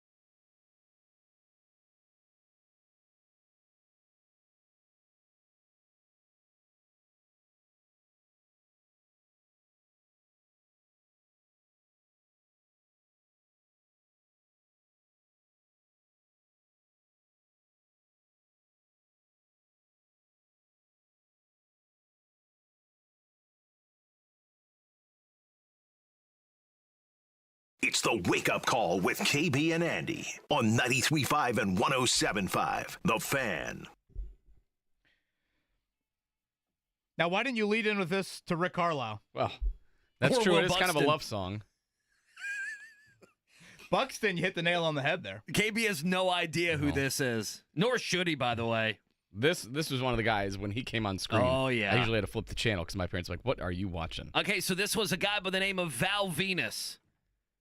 And his main shtick was he was good at lovemaking. Mhm. That's basically He was it. in movies. Yeah, and he was in shocked. movies. Given that name, sounds like a substitute teacher you would have. It's He would real s- creative, Val Venus. Yeah, it was the heart of the mid '90s. Yeah, he would steal opponents' wives and girlfriends and make Don't videos think that with marketing meeting lasted too long to come up with Val's name. Yeah. Before we move on to Colts free agency and other items, he did have, and I cannot remember the faction that did this, but a group captured Val Venus, and they were going to cut it off. Yeah, that's one of the more famous bits in And WWE. as they were going to cut it off, the screen went black. It went black, and Jerry the King Lawler was just screaming, "Don't do it!" And that's how a Monday night for Andy Sweeney and Mark Dykton ended at about It was a 10 o'clock cliffhanger. at night. The cliffhanger. You It was guys a tune in next cliffhanger. week. It was a tease I for gotta next see if week. he still got his piece. So Venus, are we going with the planet here, or are we just taking the P and turning it into a V? I think Yeah, we're just I think- not much creativity Yeah. there. In more ways than one. Yeah, Don't overthink it. in more ways than one. Quite the transition. College basketball rivalry week here. Indiana-Purdue coming up Friday night from Mackey. Purdue has won 15 of 19 here in this matchup. Ironically, or weirdly, Mike Woodson is 3-3 in the old IU-Purdue series. I don't know how many people would have guessed that. Saw this yesterday. Tony Adranya mentioned this. We've had Tony on the show. Does a great job in, I guess, covering IU. I got Siri asking about Vale Venus, I think, over here. Would you like to know more about Val Venus? Was that really it? I mean, you weren't even near your phone. No, I was not. How did that happen? That's scary. Anyway. Tony shared the lineup to end the Maryland game. Okay. Again, took Anthony Leal, Umar Ballo off the floor. Quite Right. the crowd reaction inside of Assembly Hall when that happened. Tony shared that they played 4 offensive possessions together in conference play. Of course. Prior to that. Yeah. God bless him. I hope he didn't go back and research that. Hopefully someone gave him that stat. That's not surprising at all. I am dumbfounded by taking out Leal, who had made, literally hustle play after hustle play after hustle play. And that's what he's done his entire career. But even late, he had done that especially. Because in those moments, Andy, you're inbounding the ball from underneath your own basket with 3 seconds to go. It's usually like a hustle play or a breakdown. That's what happens. It's not necessarily like this unbelievable shot make. You don't really run a play per se at that point. It's like, hey, who gets a tip in? Who's able to, hey, Galloway is, pump faked it 3 times, and then with 4.8 seconds as he's inbounding it, boom, all of a sudden a defender fell asleep and Anthony Leal cut the other way, and boom, there's a layup. I thought necessarily they should have just let Miles Rice go and not take the timeout. I think you want the defense in a chaotic situation at that point, but a little bit more head scratching when you consider the lack of continuity those 5 had on the floor too. Well, listen, I think that Mike Woodson is culpable. I think as well, they've ran that play. And I know last night with Fish, Woodson talked about how they just didn't execute the play, and that's a play that, number one, they've used this season, and number two, the guys just know it is one of their more basic inbound plays in that situation. So do I give Mike Woodson the benefit of the doubt? Absolutely not. The other side of it is, if you have Miles Rice going to the wrong spot, that's your point guard. That is one of your leaders. How can he mess up? Out of all people to mess up on the final play, it's going to be the point guard that is supposed to be one of your team leaders. If anyone is going to know what's going on any particular play, it should be Miles Rice. And I also think this, and this is more of a Friday topic that we can dive into. You may have mentioned it last week. Signetti buried Ryan Walters on the football side. And what was the final score of that game? I can't even remember. It was an embarrassment, okay? And Purdue fans knew at that point, hey, we're going to get a new head football coach because of it. I know it's early. I know they play now, and then they'll play again in a little bit less than a month on February 23rd. That's the Sunday afternoon game that we talked about. I know basketball's different. You can still make a run in the Big Ten tournament, and can they go 5-5 the rest of the way? They're Indiana topics we can have. But, I mean, do you think Matt Painter could kind of do the Kirk Cignetti here? I mean, if you go out and they win these 2 games over Indiana by 25 points and it's embarrassing and it doesn't look close, and this is a team without Zach Edey and Purdue, how much can the game on Friday and the game coming up in 3.5 weeks, how much can those games go towards Mike Woodson not being the coach here next season? I don't know the answer to that. I would imagine it would matter some. Again, right now, there is part of me that already thinks it's over and should be over, and you just don't want to fire an ex-player, one of your beloved players midseason. Yeah, why would you do it midseason? Yeah. And again, I'm not quite there. I've always been the thought of what really, I don't know if you get a huge head start necessarily. No, you on don't. Doing it midseason. You can go through back channels like none other on that. I think it's a fair point to bring up, but I don't. Again, I think the writing is largely already on the wall. For Purdue, they are 2 games back of Michigan State. Now, Michigan State has played 2 less games than Purdue. They still have their West Coast trip. Michigan State, I believe they play one more ranked opponent. Now, they'll only face off once this season. That is in East Lansing coming up in mid-February. But Purdue right now, 2 games back of undefeated Michigan State. You want to throw out a line for Friday if you had a guess? If I had to guess a line for Friday, boys, 9.5 too many points. Okay, so Marquette and Butler play tonight, and it's 6.5. But that's in Hinkle. This game's going to be in Mackey. They don't lose in Mackey unless you're Ohio State. Yeah, I'm going to say 8.5. That's going to be my line, 8.5. That's probably a good guess. Yeah, last year, again, routes, both of them. 2 of the bigger. Certainly, if you combine the 2, both were 20, right? 20 points. I think it was 20 points in Mackey. I think it was north of 20 in I'll tell you here in just Bloomington. a second. KenPom has this to be a 12-point game, in case you're wondering. 12-point game with Purdue winning 87% of the time. Yeah, the first matchup was 21. The second matchup was 20. That's what it was last year. I mean, I guess you could say the flip side, and Mike Woodson, won one of these games. If they went into Mackey and won, how could that change his fortune? I guess I would. What an awful time to be a fan. It's such a feeling that Purdue football fans had, or even maybe Colts fans had at the end of the year of do you think further embarrassment will lead to necessary change? It's a bad spot to be in. That's just such a awful feeling for a fan. It is. To be in that position. Yeah, but think of also the confidence you had before the season. Felt like they were in that spot, but then the embarrassment against New York didn't lead to the change. And we did the poll. 95% of people disagreed with what Jim Irsay did. And yeah, I mean, you don't want to lose to your rival at all. And maybe there are some IU fans that'll say, no, I'm whatever. I'm hoping and praying that Scott Dolson will be allowed to make the move that is necessary, and a win over Purdue necessarily wouldn't change that in a substantial manner. But yeah, it's just so toxic. I mean, I brought it up yesterday, and I'm dead serious on it.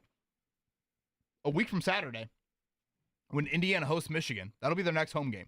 They're at Purdue and they're at Wisconsin. Then they host Dusty May in Michigan. That crowd reaction. Oh, it's good. It when could be they announced nasty. Dusty May versus when they announced Mike Woodson. I know. Someone brought up years ago.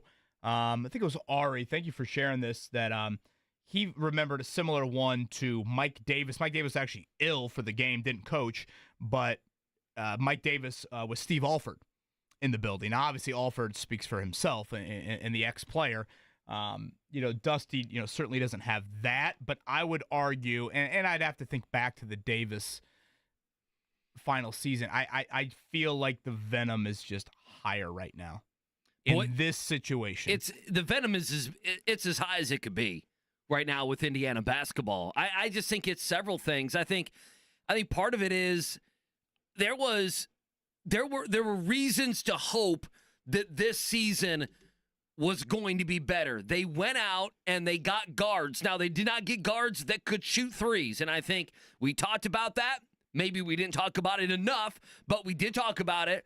But they went out and they got a new backcourt. Unfortunately, Miles Rice has been fine. Carlisle has been a guy that really doesn't look like he can play at this level, quite frankly. I mean, he's had a couple games. I know he's had some injuries. I know people are always banging on Ballo.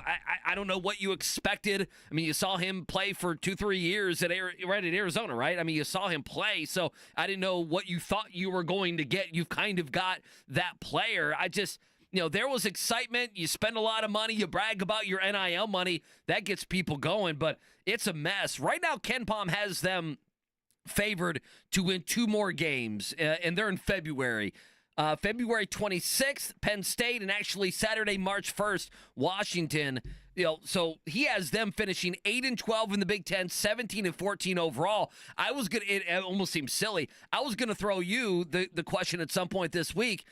Could they go 5-5 the rest of the way? That would put them at 19-12, and it would put them at 500 in the Big Ten, and it would give them a chance to go to the Big Ten tournament where I know they've stunk and, win a game or two, get over 500. If you can win a couple games, get over 500 in the conference, have over 20 wins, and maybe you got a shot at making the NCAA I just don't think tournament. The resume would have enough substance. I think the non-conference is so bad. I just don't think you can even get to that. And then you throw in the non-conference schedule as well. I'm with you. It's a tricky time to be a fan. You want to see your team win. You're going to cheer for the guys. You probably like some of the players. But the reality is that you probably need a change. And to do so, you're going to have to take some losses. I mean, can you imagine them finishing 8-12 in the Big Ten? They'd be third. They'd be third to last in the conference. Woodson's quote to Fish last night, and this is courtesy Inside the Hall. It wasn't confusion on the last play. We called a play. You got to execute it. We came nowhere near close to executing the play. They know our plays. We just failed to execute. As a coach, you wonder what they're thinking at that particular time because there's times throughout the game they executed very well. Yeah, I think that's probably a fair quote. They've ran that play before, and they didn't run it right. I don't know what else to say. So, well, you think substituting 2 guys in once Maryland went zone and clearly had the upper hand didn't offer any confusion? Nobody knew who was going in the game, who was going out of the game. Oh, goodness. Indiana basketball, a mess. We know it. They got Purdue coming up on Friday. Let's take a break. Back to Colts free agency. Reminder, Bernard Pollard coming up at 9 o'clock.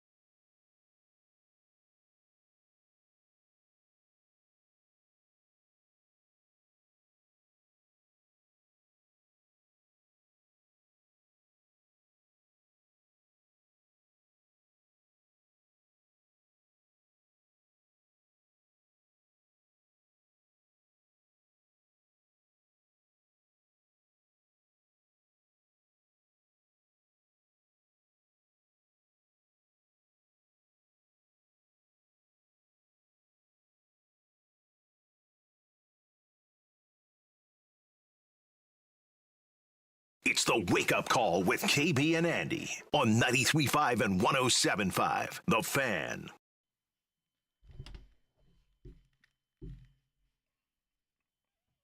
For those that missed it earlier, great combo with Will Buxton, the new TV voice of IndyCar. Again, it'll be him, James Hinchcliffe, Townsend Bell on the Fox broadcast. Really enjoyed just the genuine energy from Will. He's a big name. I don't, social media followings probably aren't everything, but hell, he's got 3 times the amount of followers as some big IndyCar drivers. Comes from the F1 background, so.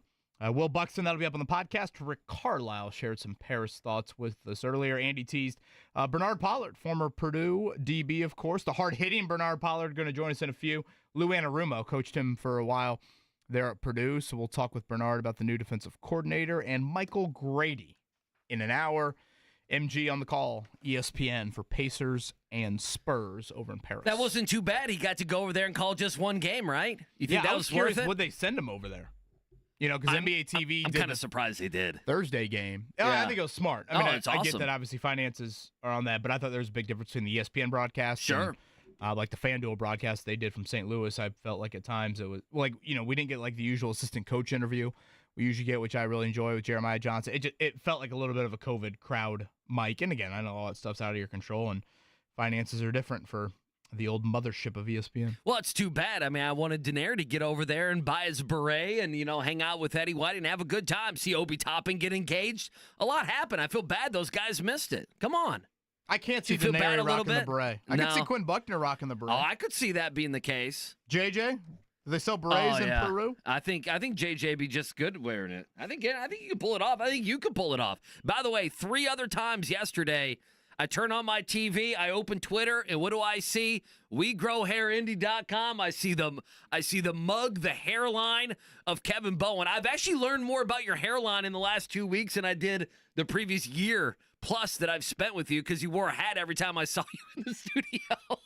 So I didn't know how faded back your hairline truly was. And I still wear a hat. No, you look fantastic. Yeah, I know. I do feel like it's popped up on the Twitter feed a lot. Oh, it's all over. Your mug's all over the place. Apologies. Well, plus I'm a 40-year-old guy with a fading hairline, so I'm kind of the target audience, WeGrowHairIndy.com if you'd like to check them out. All right, Colts free agency. What do you got for me? We talked about quarterbacks earlier in the show. I posted something on the website, 1075thefan.com yesterday of like, will the free agency approach change?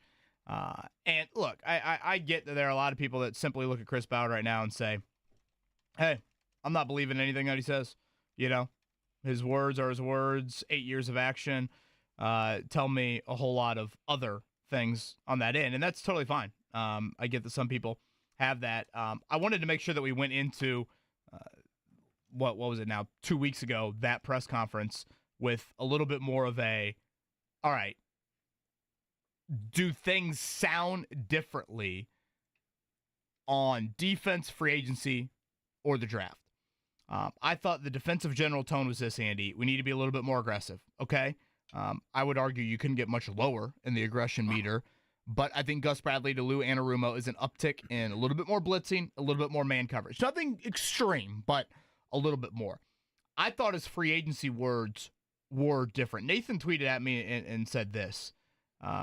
He goes, no, and saying that Ballard won't change. He goes, you've been talking about how his approach could be different for at least 3 years now. Please don't do it again. He's had every reason to adjust his approach for years now, and he continues to say the course. It won't change now. The majority of Colts fans agree with that statement.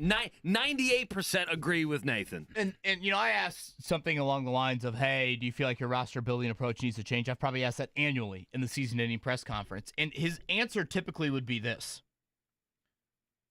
It's a good question, something I've thought about, and then it would trail off. And then it'll go down a different path.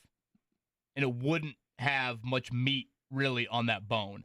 I thought his answers 2.5 weeks ago had more meat on the bone. And again, these are January words. But if we're going to get into technicalities about his words, I did think, Andy, they were different. When I would say they would trail off, he'd throw in about paying B players A money and you know what type of message that can send to your locker room? There was none of that 2.5 weeks ago. It was, I need to identify free agents better, and I need to get the ball across the goal line. when it comes to that stuff. It was not, hey, the Nico Autry at the Titans, they're going to offer this. Colts are going to offer that. Autry's agency, hey, you going to meet us? No, we're not. Okay, well, then my client's gone. Like, there was not that. It was, we have to be better at identifying the free agents we want to sign and close the deal. So, again, they are mid-January words. But unlike Jim Irsay, unlike Shane Steichen, Andy, who's the only person of those three who've said we're not close this offseason? Right. It's Chris Ballard. So, you're right. Like, are we going to ignore the words? I mean, I will share the words, and then we'll see what happens. You'll present your opinion, and we're just going to have to sit around and wait for 2 months. But if you're going to be the one that is adamant, I would say the answer of saying we are not close is one of the more adamant answers he's had. And I get that, again, there are people out there that will say, hey, 6, 7, 8 years, this, that. Is there an element of there's a final straw? Of like, all right, enough's enough. I know that I've tried to be stubborn. I've tried to be, I've got the hardest head in the world, all this stuff. But is there an element of like, I've got to do things differently? Finally, is there that feeling for him right now? Okay, so this is the way I want to take the conversation. Not that if you believe or don't believe Chris Ballard, because I'm with you. The actions will speak louder than any words.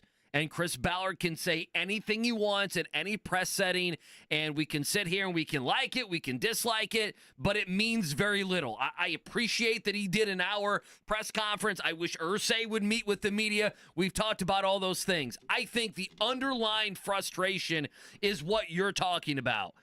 If you as a general manager, this is how I feel.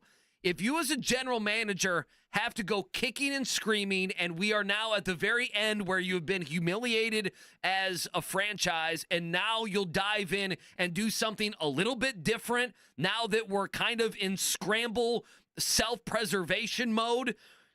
To me, if I'm a fan, that bothers me because you've had all these years to do something a little bit different, and you haven't done it. So to me, it's not even do I believe Ballard or not. I mean, there goes a lot into it. It takes two to tango. I know he said that a couple different times. It's the fact of if we get to this final offseason, and I don't believe it's a final offseason, but this final offseason where they have to make moves because of self-preservation, that's also not a good thing. You don't want a general manager making moves because he's at the end of the line. You want a general manager who's ahead of things, right? Who's built a great foundation like the Philadelphia Eagles do. So if a player from Georgia who happens to be a great defensive player, but he drops in the draft because he's going 150 miles per hour, you can get him in the 20s. So you can go out in free agency and get 1 or 2 pieces, not having to go get 4 or 5 pieces. That's the frustration is they're late to everything. You're late to the thinking that you need to shake up the locker room. You're late to the thinking, seemingly. You're late to the thinking of free agency. You're late to the thinking that Gus Bradley is an effective defensive coordinator. They kept Gus Bradley 1 year too long. It's obvious that they kept him 1 year too long. So when you're always reacting and you're not proactive, that's how you end up not making the playoffs. I think that's the frustration. Right, and that's a different conversation. It totally is. I think we all can agree on that. I mean, hell, I've made it very clear my thoughts on Chris Ballard and just the incredible incompetence that he's gotten a 9th year given that resume. But now the conversation does shift a little bit. Like, we could continue to beat the dead horse of, like, Ballard shouldn't have a 9th year, shouldn't have a 9th year. Okay, he's getting a 9th year. So now the question to me becomes, okay, what's different? Defensively, they changed coordinators, okay? What is different? What's next on the offseason checklist? It's free agency and the draft. Preview of the draft, I'm not necessarily holding my breath that something will significantly change draft philosophy. Whether you want them to trade up a little bit more, however you view it, I'm not necessarily of that thinking. Free agency, though, the words sounded different to me. As one that has probably overanalyzed these Chris Ballard press conferences way too much. I will say, I went back and listened to some bits and pieces from Ballard and writing that piece on Monday. The mention about needing to get better over the middle of the field offensively, there is so much of that answer that just screams Tyler Warren. I know. In listening to it a couple more times, there is just so much of it that I mean, kicking and screaming indicates that type of player. And if I'm not mistaken, I don't think it's a great tight end for agency class. I need to double check that. But that sort of player. Now, again, is this a good tight end draft class? We brought up the name Harold Fannin Jr. from Bowling Green, who's being coached by a Colts assistant and Chris Watt down at the Senior Bowl. Are there other guys in this draft class that, if you spend a second or third round pick on a tight end, you expect that dude to be a stud for you down the road. But boy, you go back and listen to that answer, and it's like, man, indirectly, he could be talking about number 44 for Penn State. I mean, if he wants Tyler Warren, then he needs to move up and get Tyler Warren. You're not going to sit there 14 and probably get him. I know that's a different conversation. Yeah. We have many months, but right. You're going to have to. I know he's been mocked to the Jets at 7. I don't think that's crazy that they would do something like that. So we'll get more Ballard conversation as we go, obviously, this week. Bernard Pollard going to join us coming up at 9 o'clock. You want to do 2 dueling Jerry Jones sounds of the day here before we get to the top of the hour? Let's do it. Speaking of incompetence. It's the sound of the day. Here we go. Omaha! Welcome. On the Wake Up Call with KB and Andy. All right, so I'm going to play 2 of them. I think you'll like this. So Jerry Jones was asked a question at the beginning of the press conference, KB. He was simply asked, why did you hire Brian Schottenheimer? You want to guess how long he talked on that answer? 7 minutes. 14 minutes. He makes Irsay sound like he did the old filibuster. Not long-winded. He did 14 minutes on everything. Let's play the one with Brian Schottenheimer where Schotty is sitting right next to him, and he basically says that hiring Schottenheimer is one of the great gambles in the NFL. Now I get my proverbial ass kicked over needing people in my comfort zone. Without this thing being about me in any way, if you don't think I can't operate out of my comfort zone, you're so wrong. It's unbelievable. This is as big a risk as you could take. As big a risk as you could take. No head coaching experience. Now, let me share something with you. That's good enough. So Schottenheimer's sitting right there. He's like, this is a great risk. No head coaching experience. That makes you feel better if you're a Dallas Cowboy fan. That's a ringing endorsement. Yeah, there's a ringing endorsement. Again, he's sitting right next to him. They're basically touching shoulders. I like how he says this has nothing to do with me. It's everything. It has everything to do with you. And the second one, they go outside. He does more press because it is about Jerry. And he uses a phrase, Mark Dykton. Just go ahead, play it. There's a very low percentage of this that is smiles and glory holes. Very low percentage. I need him to explain what he thinks glory holes are. Boy. He's used that verbiage for 10 years. Maybe it's a good thing Jim Irsay isn't speaking right now. I love Jerry. Well, without making this all about me, look, the entire franchise isn't about you. Is Eberflus going there? Oh, I think he was. Eberflus got a job, didn't he? Yeah, I think he's there. He's there as the defensive coordinator. He's there to help out in late game situations. Get a close clock game. Management. It's 27-26. He got one timeout with 1:20 on the clock. What do? You turn the headset over to Eberflus. He and Schottenheimer, they're going to figure it out. Bernard Pollard, one of the big hitters in NFL history. Plus, he played for Lou Anarumo all the way back at Purdue. He joins us next.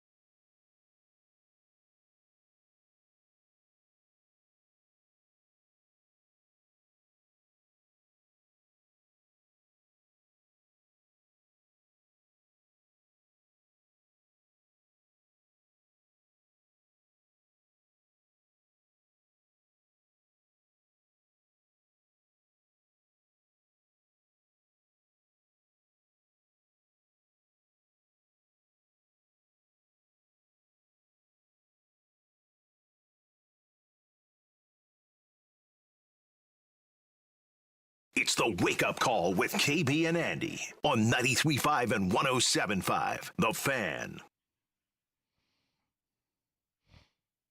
All right, 9 o'clock hour here on a Tuesday. Almost feel like that music could be in the background of Bernard Pollard's highlight reel at Purdue with some of the hits he had there at Purdue into the NFL as well. He also was coached by Lou Anarumo. It's been a while, but was coached by Lou Anarumo back at Purdue back in the day. So we thought when the Colts hired Lou as their new defensive coordinator, maybe Bernard has some memories on that end. And we're catching up with the former Purdue great right now. It's head of the Payless Liquors hotline. Bernard Pollard joins us here on this Tuesday morning. Bernard, thanks for the time, man. Hope all is well. Man, all is well. It's 2025, man. It's just crazy. Indeed it is. It has been a while. I apologize if maybe the memories going back that far are a hair fuzzy. I know Lou Anarumo necessarily didn't recruit you at Purdue, but you did play for him for a couple of seasons. Do you have any memories of now the current Colts defensive coordinator? Oh, man, Coach is my dog. Did not recruit me, but, he came in after affiliation after my freshman year, and I had Coach Anarumo on my sophomore and junior season. And I think, when you look back, when I look back at that time, I am the player, the player I was in college and in pro. I learned so much from Coach Elmation and then, Coach Anarumo. The philosophies were a lot different. Their delivery was way different, but Coach Anarumo was he was a coach that demanded a lot. He wanted a lot. He respected his players, and, I love him. Still to this day, he wrote a letter of recommendation for me just a couple months ago, so that's my dog. When we've heard a lot being multiple, what does that mean, and what does Coach Anarumo mean when he says, "Hey, we're going to be multiple on defense"? Well, I think when you hear Coach say that, I think from the looks and from him using his personnel, I think you're going to get multiple looks. So that can mean a lot of things with a lot of different coaches and a lot of different players. But for me, when I've watched Coach Anarumo coach, football, me being outside of it and being able to watch it on television, he's going to show you so many different things, from stunts, from, coverages, rolling different coverages, putting players in positions to be successful. I think the coach got a great mind when it comes to that.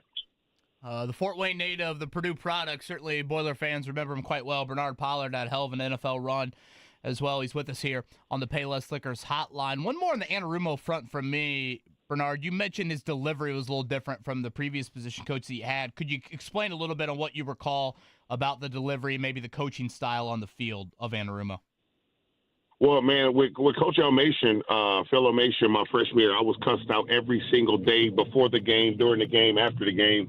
And, I remember after my freshman year, I started as a true freshman coming in at 18 years old. And I was like, Coach, why did you cuss me out like that? The seniors was laughing, but at the same time, they took me under their wing. But he was just like, Bernard, I know what you can do. He was like, I knew what you were capable of. So I wanted to push you. I wanted to challenge you, and I wanted to make it hard for you. Coach Anarumo coming in was almost a blessing in disguise because, you go from being cussed out every single day, and I never broke, but at the same time, you just like, dang. Coach Anarumo comes in, and he's just like, hey, man, we're going to talk this thing through. I want you to understand what I'm coaching. I want for you to be able to, digest it and to be able to help the other players. So he's going to look to his leaders. He's going to look to his players. He's going to develop them. And like I said, put them in positions to be successful and to win. And, I truly love that because, it was two totally different philosophies, two totally different deliveries. And it made me the player I was in college and the player I was in the NFL. And I was better for it. That's the voice of Bernard Pollard right here on the Payless Liquors hotline on this Tuesday on The Fan. You played, you won a Super Bowl the next week and a half. Now the Chiefs, it seems like they're every year, Bernard. So, it's old hat for them. They get it. But for, I guess, both those teams, guys that haven't been in that game, what is going through their mind? What do you think those emotions are like for the next week and a half? Man, this is, it's a special time where you get to sit back and just kind of look at what you've done all year long. This is a humongous game. You get time to kind of heal up from, the beating, but at the same time, you get a chance to get ready to go out there and fight one last time in the biggest game of your career. And I think, both these teams have been there before. They understand it. I think, when you look at the Kansas City Chiefs, man, Coach Reed is, I think, the best offensive mind in football, and it's not even close. And when you pair him with Patrick Mahomes, man, they're going to be a hard team to beat, especially with today's rules. They're a hard offense to play against. And defensively, you got one of the top defensive coordinators in Spags, who understanding he's been there, he's done it, and he's shown that he can win. And this is going to be a really, really good game. That is the voice of Bernard Pollard. Certainly Purdue fans remember him quite well. He's joined us here sharing some thoughts on Lou Anarumo, who coached him for a couple of years in West Lafayette. Bernard, what are you up to today? I know you mentioned that Coach Lou wrote you a letter of recommendation here recently. Could you share with our audience, particularly our Purdue fans, what you're up to? Man, I think what I'm doing, he wrote up a letter of recommendation. I guess I was trying to coach high school football, but, here in Tennessee, and I don't know what it is, but, I guess I'm too mean. I don't know. So I was trying to get a high school coaching gig, but that didn't happen. But it's been a blessing. I do work with Ally in NASCAR. I fell in love with NASCAR in 2020.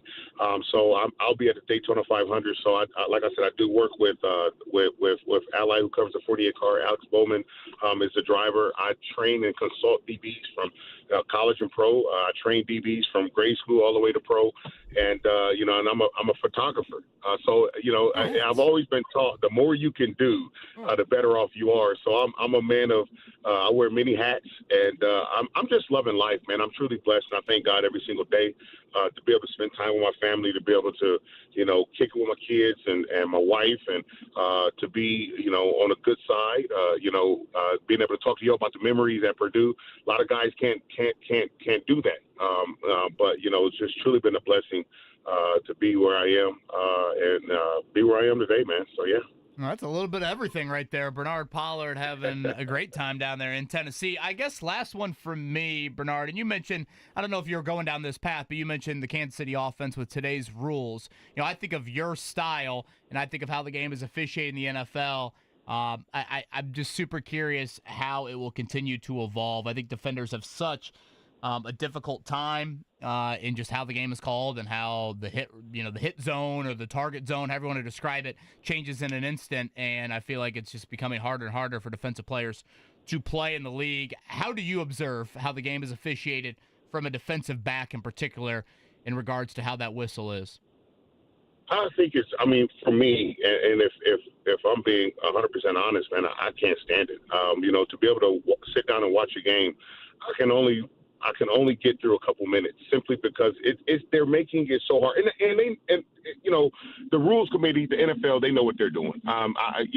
Points is putting butts in the seats. The fans want to see points. They want to see extravagant big plays and everything else. And they know, if we have hard hits in the game, that's going to scare a lot of offensive players, and it's going to scare a lot of moms who are allowing their kids to play. So, you want to take that away. But, for me, I cannot stand the way that the NFL, the rules committee, they have taken the aggression from the defense and completely handed it over to the offense. And, so watching today's football, it's fun. These are the best athletes in the world. But I think, when you look at the defensive side of the ball, it's just so hard to play. You can't land on a player. You got to hit a player in the shoulder or the chest area, but you still might get called. So the only way to go is to hit them in the legs. And I'm seeing where so many defensive players where there are potential injuries that are looking to happen because guys are hesitant to go in and hit. And when you got a grown man running at you full speed at 21, 22 miles an hour, you're trying to let up so you don't get a flag, and then you either miss an tackle or you get hurt in the process. I just think it's bad football, but it won't change until the fans do something about it, because when they stop paying for the tickets, when they stop watching the games, the NFL will do something about it. But until then, we're going to continue to see this same bad product. I think it's bad product. I love the game. I played the game, but it's just a bad product right now, and it's making it hard for a lot of former players to be able to watch, and some fans to be able to watch. In his downtime, it's a little bit of NASCAR, it's a little bit of DB training, a lot of time with the family, some photography as well. He is Bernard Pollard, the former Purdue safety, sharing some thoughts on Lou Anarumo with us here on this Tuesday morning. Bernard, best to you, best to the family, and thank you very much for the time here on The Insight on this Tuesday. Thank you guys for having me. Appreciate you. That's Bernard Pollard right there on the Payless Liquors hotline. I mean, stylistically, there was not a harder – I just think back to those Purdue days and just some of the hits he had, and he was that type of player in the NFL. And, when you think about someone that probably wouldn't have survived in this NFL climate, given how the game is whistled, he's one of the poster children for it, frankly. Who is the guy that got the suspension for the Texans? I'm blanking on his name. Oh, Shahir? Yeah. I was thinking, I wonder what he thinks of some of those. I wonder what he thinks of some of those hits. I mean, that Pollard fits the guy in the NFL that the position has changed the most, right? I mean, we could talk about, quarterbacks don't get hit as much, so, it's changed for them. If they do get hit, it's a 15-yard penalty and it's a fine for the other guy. But his job from 15, 20 years ago, not even that long, 10 years ago, to now, that position, the hard-hitting the hard-hitting DB over the middle, that has easily changed the most in the NFL out of anybody. I didn't ask him this, but I'm sure he got fined. I'm just looking on Wikipedia. He got fined tens of thousands of dollars several times in his career. Right. Several times, and that would be double or triple what it is now. I just think for DBs, the split-second movement change of who they're trying to tackle and hit, and this doesn't even get into the quarterback sliding debate. We really didn't see a play like that in the AFC Championship game or the NFC Championship game. I go to AFC first because Mahomes is certainly the one that we talk about the most with it. But, it's just changed a whole lot. He brought up Steve Spagnuolo and what he has brought, obviously, to Kansas City.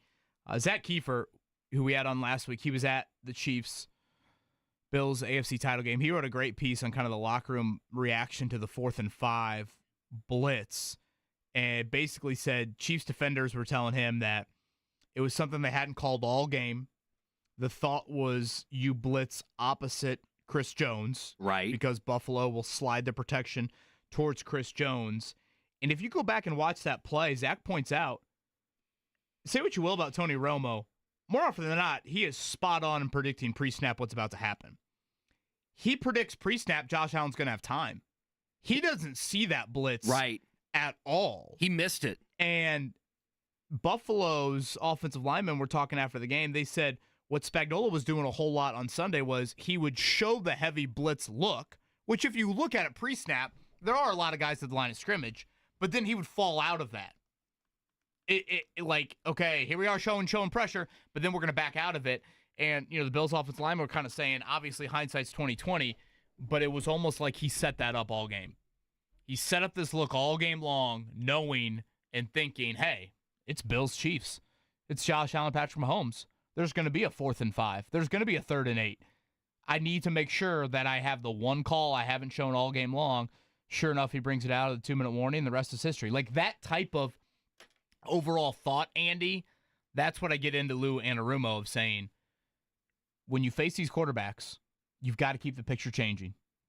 And you've got to make them make a heroic play. And what happened? He almost nearly did it, but it needed that because he had guys right in his face pretty much immediately after the ball was snapped. Yeah, he talked about Anarumo. It makes me think, Steichen was so bad at messaging last year. I wonder if that was the same from Gus Bradley or if it was just his scheme was so archaic to what was being run in the NFL. I think, he's talking about communication. When he mentioned Lou Anarumo, what did he mention? He mentioned communication. Mm-hmm. Yeah, he's going to be multiple. Yeah, he's going to be this. It's going to be that. He'll put guys in the best position.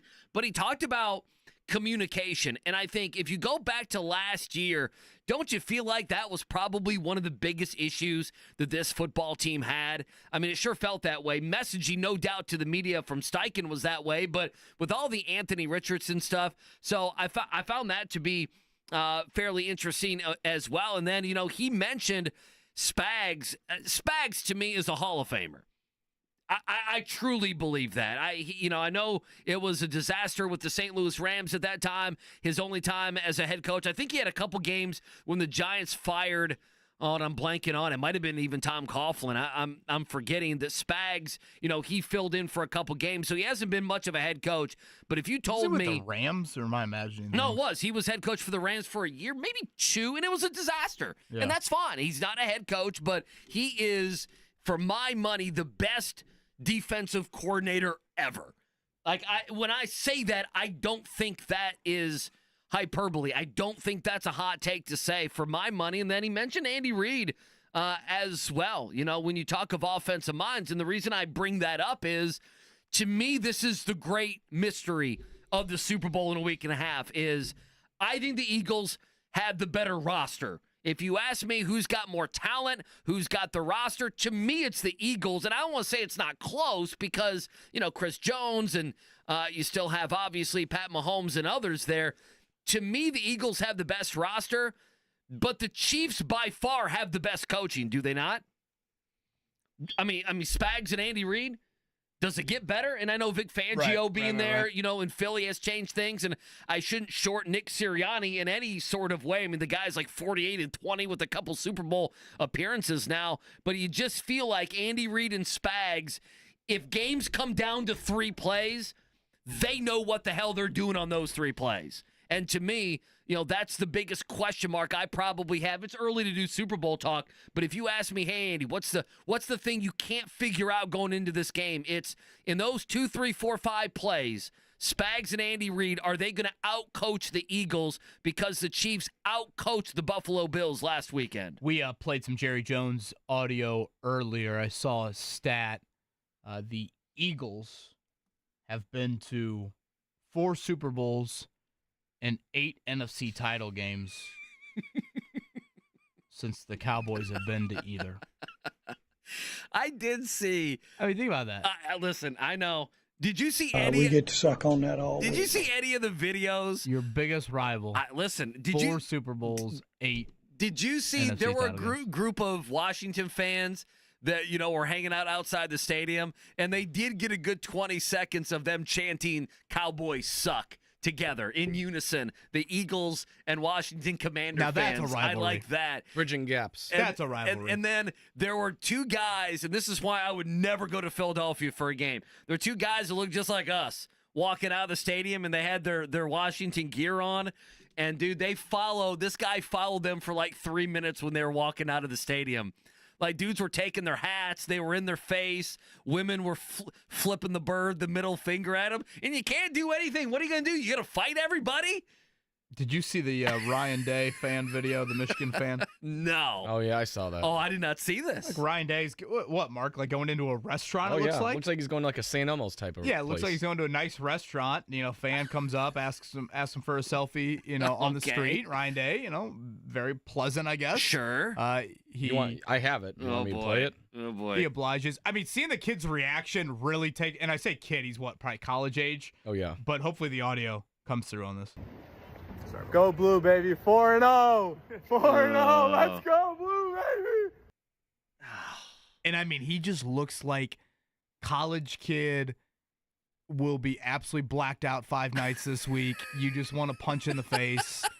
I mean, all of that. I haven't seen that video, but hearing that 5 seconds of audio, I know exactly what that guy looks like. And you know what? I'll give Ryan Day credit. He just walked right in. He just kind of maneuvered his way. I had some people were walking out the door. He just kind of walked to the other side of it and handled it. I mean, I would just be – that stuff would piss me off so much. The mental gymnastics that some Michigan fans are going through to act like it only matters that Michigan won that game and Ohio State winning the title can be dismissed and means nothing is staggering.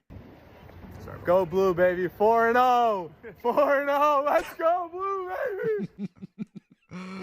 Smiles and walks off. Just epic. I meant to ask you, did you watch your boy Tiger Woods last night? And I actually did. And that Yeah. was it the I did. the TGL? Do you guys care for it at all? I mean, like, I'm the wrong person to ask. No. Do you guys care for it? No.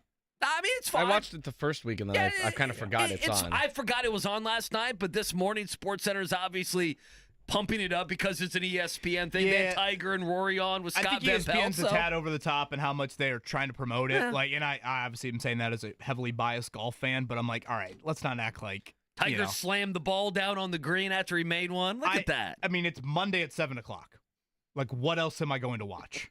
I mean, that's probably... you should be watching Monday Night Raw to get ready for the Royal Rumble. Probably the thing College basketball. So that has nothing... So Raw has nothing to do with what's happening... It's all connected. It leads up. Yeah. It's like it's a build. The guy McAfee interviewed there, what's his name? Kai something or other? Kai Cenat, the streamer. So he's now coming... Well, there'll be a lot of celebrities here. He's a streamer. He's a big celebrity. Speed, whatever his name is, he's going to be there. Do we Logan get this Paul without will be McAfee, there. by the way? Huh? Yeah. Would we have this without McAfee? Or do you think we only have it because McAfee's in Indy? I think so, but I think McAfee helps. I would say yes. I'm not going to give him that much credit, but I think you give him some credit. Sure. I think the fact that WWE is giving Indianapolis their 3 big shows in the coming years, I think that plays a role that he's been with the program. I think we would still get a Royal Rumble and a WrestleMania, but I don't think it'd be as, tied together as it was when they made that announcement that all 3 I are know coming nothing, here. but I tend to think McAfee has that clout. Are we going to Are we going to teach KB wrestling? We can do it in the next segment. I got stuff ready to roll. What's today's subject? I'll give dealer's choice to Kevin. Would you like to know about the current wrestlers, or do you want to know about some of the chants you'll hear in the crowd, so you can piece together what's exactly going on? Well, we probably got to go current wrestlers, right? Sure. And then I can get educated on chants after that. I want to know who I'm chanting about. I'm going to need some help on some of the local people because I don't know. I don't know. We got local ties? Is that what you're saying? Oh, I mean recent people. Well, there might be local ties. I don't know. I'm sure there's someone from Indiana. Speaking of local, Michael Grady, the great Michael Grady, going to join us here coming up 9:45. He was on the call in Paris. Pacers and Spurs for ESPN. Before that, let's check it out. The Morning Checkdown, brought to you by the Barbasol Horizon League Basketball Championships. March starts here at the Corteva Coliseum, March 10th and 11th. Yeah, the only local flavor tonight, it's Butler and Marquette in Hinkle. Marquette comes in number 9 in the country. That's an 8:30 game, Fox Sports 1. Marquette favored by 6.5. As for last night, Duke, 10-point winners over NC State. Arizona upsetting number 3 Iowa State, 86-75. If you haven't seen it, Caleb Love hit basically, what would you say, a 3/4 of a court shot to send that baby to overtime. An OT, and then they pulled away. Pretty good. From there. Pacers back to practice today. Rick Carlisle joined us earlier. You can check that out on the podcast. They've got the Pistons in town. It'll be the final matchup of this 4-game series this season. The road team has won all 3 of the previous meetings. Speaking of WWE, it'll be WWE night inside of Gainbridge Fieldhouse tomorrow. Very cool. Tyrese Halliburton bobblehead for this one. Again, Pacers, Pistons, 7 o'clock coming up tomorrow night. You got anything else? Really nothing. I mean, the NFL yesterday, Aaron Glenn had his press conference. Brian Schottenheimer had his press conference. I did see Kellen Moore interviewed late last night into this morning with the Saints. I don't know why Jerry didn't interview him. Kellen Moore. He's one of his guys. Why would you not wait and just interview Kellen Moore after the NFC Championship game? I think they're going to hire Kellen Moore. Would you hire Mike McCarthy or Kellen Moore? To me, isn't that one of the questions? They've interviewed them both. I think they're going to end up going with Kellen Moore. I think that 55 spot that he put up on Washington will be enough. That's what I think. I think Kellen Moore gets the job. Mike McCarthy's going to be left without a chair? I agree. I feel like the Saints are kind of like the Colts. Like, I feel like from the outside of it, you're like, wait a minute. Are they like a 9 or 10 win team? Are they holding on for dear life? Are they going to finally move on from Drew Brees? Right. Have they ever truly moved on from Drew Brees? That's a good question. I don't know. Maybe that's a bad analogy. They moved on to Spencer Rattler. They're in a bad division. The NFC South. They're in a bad division, just like the AFC South. McDonald's All-American roster, 2 guys from Indiana, Braylon Mullins, Jalen Harrelson on the East team there. That'll be UConn and Notre Dame, respectively. All right, Michael Grady going to join us in 20 minutes, but on the other side, we teach Kevin Bowen about professional wrestling. Dr. Mark Dykton moves in. We'll do it next.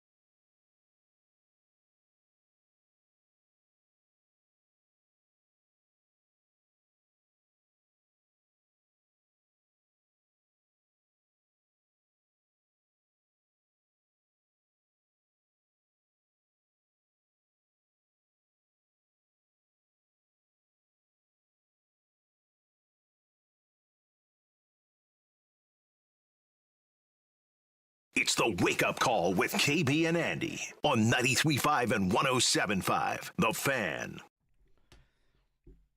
Michael Grady going to join us here in 15 minutes. Again, it's been a loaded show from a guest standpoint. Shout out Will Buxton, the Fox TV man for IndyCar. Boy, his energy was through the roof. Joined us at 7:30 this morning to talk about his new experience, and he will lead that team with James Hinchcliffe and Townsend Bell. Rick Carlisle back from Paris had some comments there about his trip overseas and his strong affinity for the Paris Police Department over there. And Bernard Pollard, former Purdue safety. Some Lou Anarumo. He seems to be an Anarumo fan.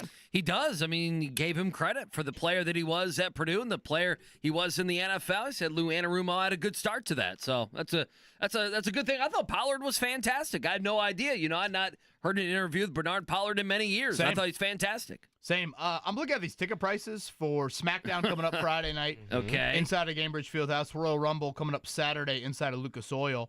You know, SmackDown prices, I'd kind of call it like a big Pacers regular season game. It's about right. You know, maybe like the Warriors or Spurs or, I don't know, a heavy IU or Purdue contingent from a visiting standpoint.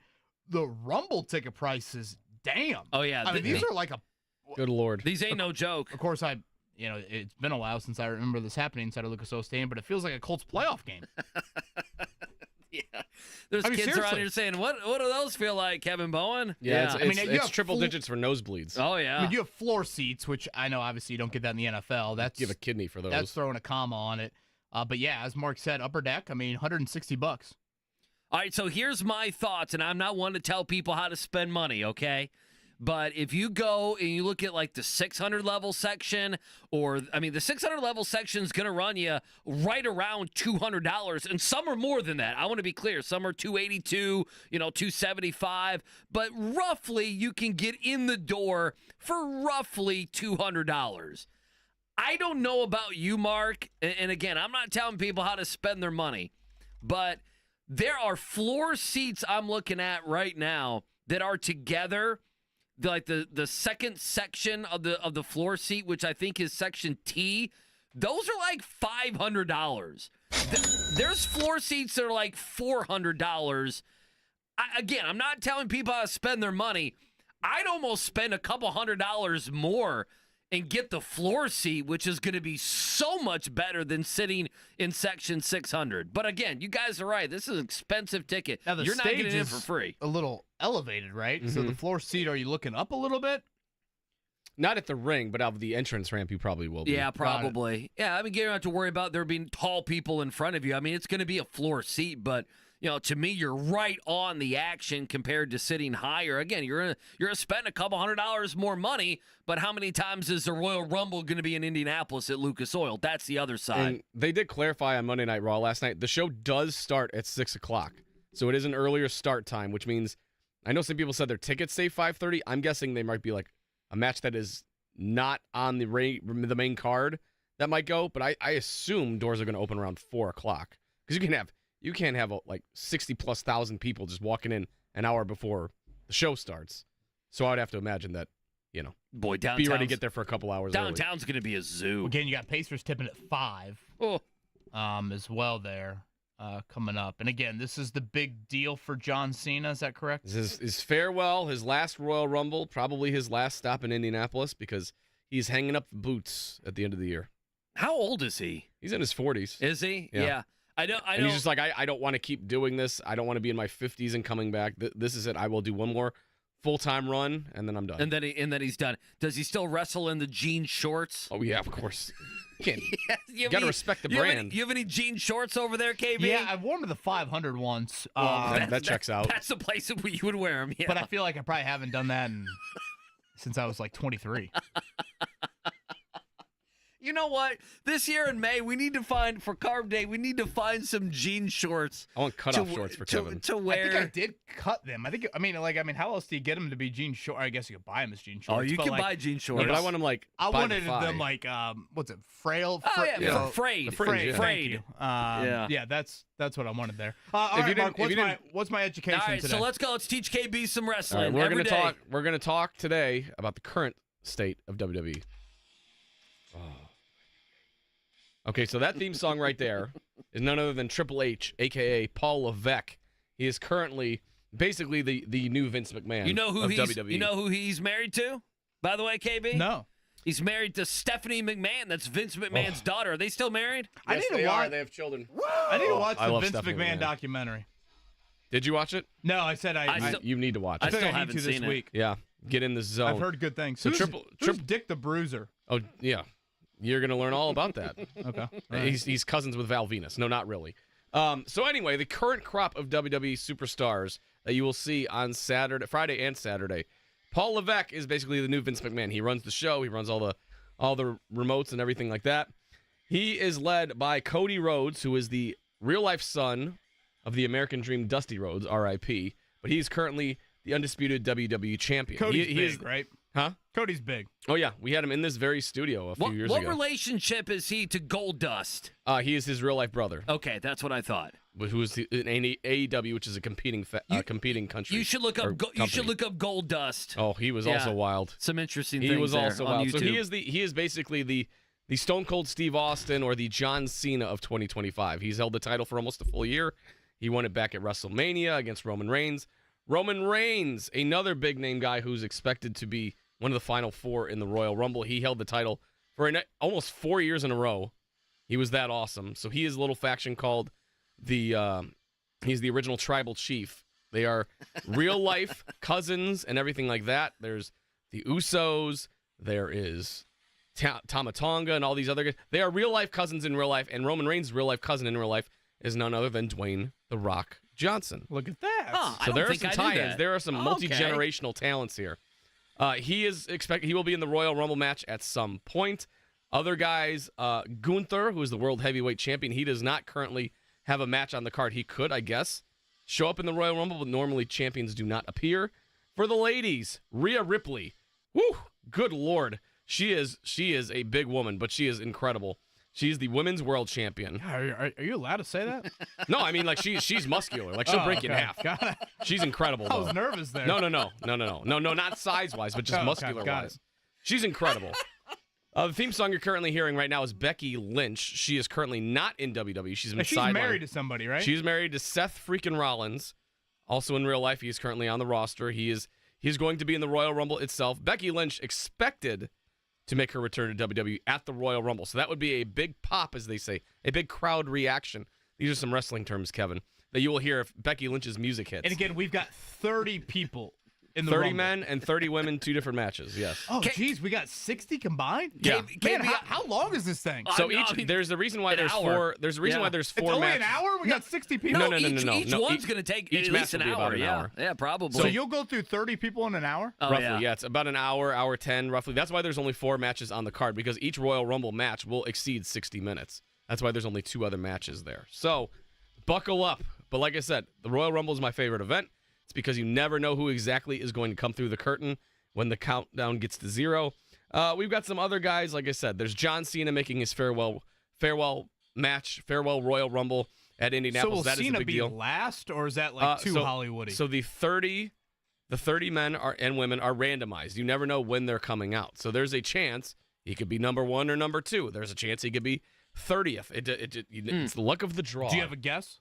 I'm going to guess he's going to come out around the 20s. Yeah, I would guess. I would agree with that. Are there any good managers? Like, remember we used to have Jimmy Hart? Yeah. We used to have, who was with The Undertaker? Oh, that's Paul Bear, R.I.P. He is also no longer with us. Who's the hot manager on the sideline? We have a Paul Heyman, who, if you remember back in the day, he ran ECW, Extreme Championship Wrestling. He is now partnered with Roman Reigns. He's been with Roman Reigns for a long time. Okay. He is incredible. He is awesome. He can talk on the mic. He's just a great guy. You'll hear him say, "Ladies and gentlemen, my name is Paul Heyman," and the whole crowd will erupt and chant with him. So there's a lot of things going on here. Are there any other questions you want covered so far? No, I feel like that's I'm good. There are still plenty of wrestlers. There are other wrestlers there are wrestlers that will not have a chance in hell of winning the Royal Rumble, but they have a deep roster, so you'll see them and everything. So when you say they won't have a chance in hell, why? Because I mean, you can just kind of tell that you know, if you've watched the show, that doesn't fit the script, right? Correct. You want some big name guys getting the and women getting the WrestleMania main event. So you're not going to see a guy who's been like a mid card or a lower tier guy. They might be in the match, but I don't think they'll win. Did you think Becky Lynch was married to John Lynch? No, I knew it was either Rollins or Reigns. Trying to think of a Lynch. I just forgot which one it was. Yeah, that's actually one of the few things I did know. Roman Reigns is like super popular. Any of my buddies that watch it, he's probably number one. Put your ones in the air, right? Yeah, he's around our age. Oh yeah, he's around there. Yeah, everybody is these days. I mean, there's a couple of guys, like I said, Cena and everything's in his 40s and whatnot. But that's a brief history of just some of the big name people you will see on Saturday. And so we don't know every single match, though, still, right? So we know I mean, unless there's a last one coming on Friday, we basically know that it's the 4 cards. So it's the men's 30-man Royal Rumble, the 30-woman Royal Rumble. There's a tag team 2 out of 3 falls match between DIY and Motor City Machine Guns. And then there's the Undisputed Championship ladder match between Cody Rhodes and Kevin Owens. They push that storyline a bit more. And then CM Punk, he is also back. He's going to probably be one of the 4 in the main event of the Royal Rumble as well. Okay. Well, there we go. We'll do it every single day. We still have Wednesday, Thursday, and Friday. We've got chants we can go through, different, all kinds of stuff. We can spray to a lot of fields, Kevin. If you want I'm more, looking forward to the chants. If you want more Val Venus discussion, we can go there. And now you're getting 90s and early the 2000s. Godfather. You've got a lot to learn, my friend. And again, tomorrow, Bianca Belair, Montez Ford in the building at Pacers Pistons. It'll be WWE night over there. All right, let's take a break. Coming up on the other side, he was in Paris at least for one game with the Pacers, a game that, of course, the Pacers won. His name's Michael Grady. Joins us next.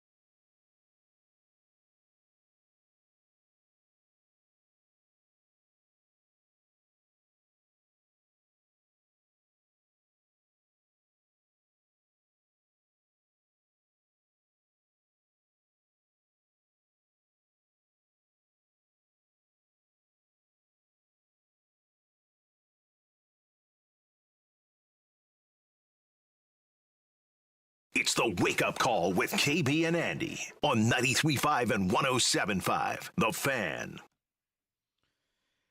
So I'm sitting there Saturday, and I'm at Rosie's swim lessons, and I'm thinking, all right, she'll be in the pool for, I don't know, hopefully 30 minutes or so. I can consume, maybe a quarter plus of little Pacers Spurs as I'm sitting there watching, and I know that Michael Grady's on the call. I couldn't tell you how many times my stream on my phone got interrupted by people texting or tweeting at me like, hey, are you hearing Grady on the call right now? This is awesome. You tell him to shut up that you're watching him? Yeah. Part of me is like, yeah. And I'm like, yeah. And, I think we're going to try and get him on here early next week. I know a lot of people here locally.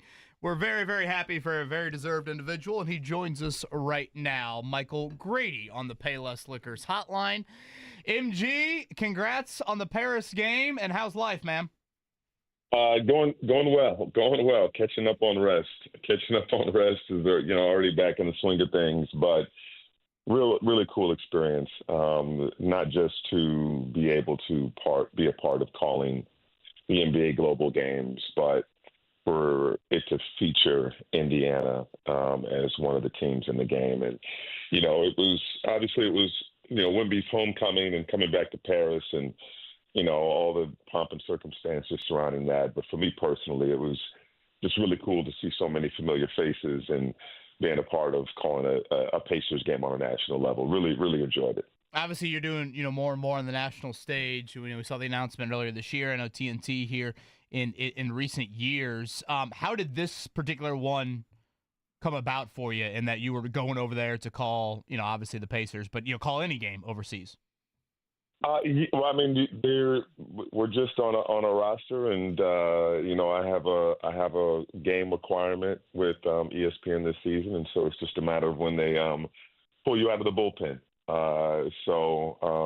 No, they told me around December early December that I would be on the call for that one, and so I was extremely excited about that one, and not an easy trip to fit in, in the middle of a season. I wish I had taken a couple Timberwolves games off so I could enjoy Paris a little bit more. I know the Pacers were out there for a full week. I had 2 days, but still, it was a joy to be a part of, a joy to have that game, and from the Pacers side of things, it was a really fun game to call, especially after the way that first game went out there. How would you describe the love for the NBA, just the entire atmosphere over there?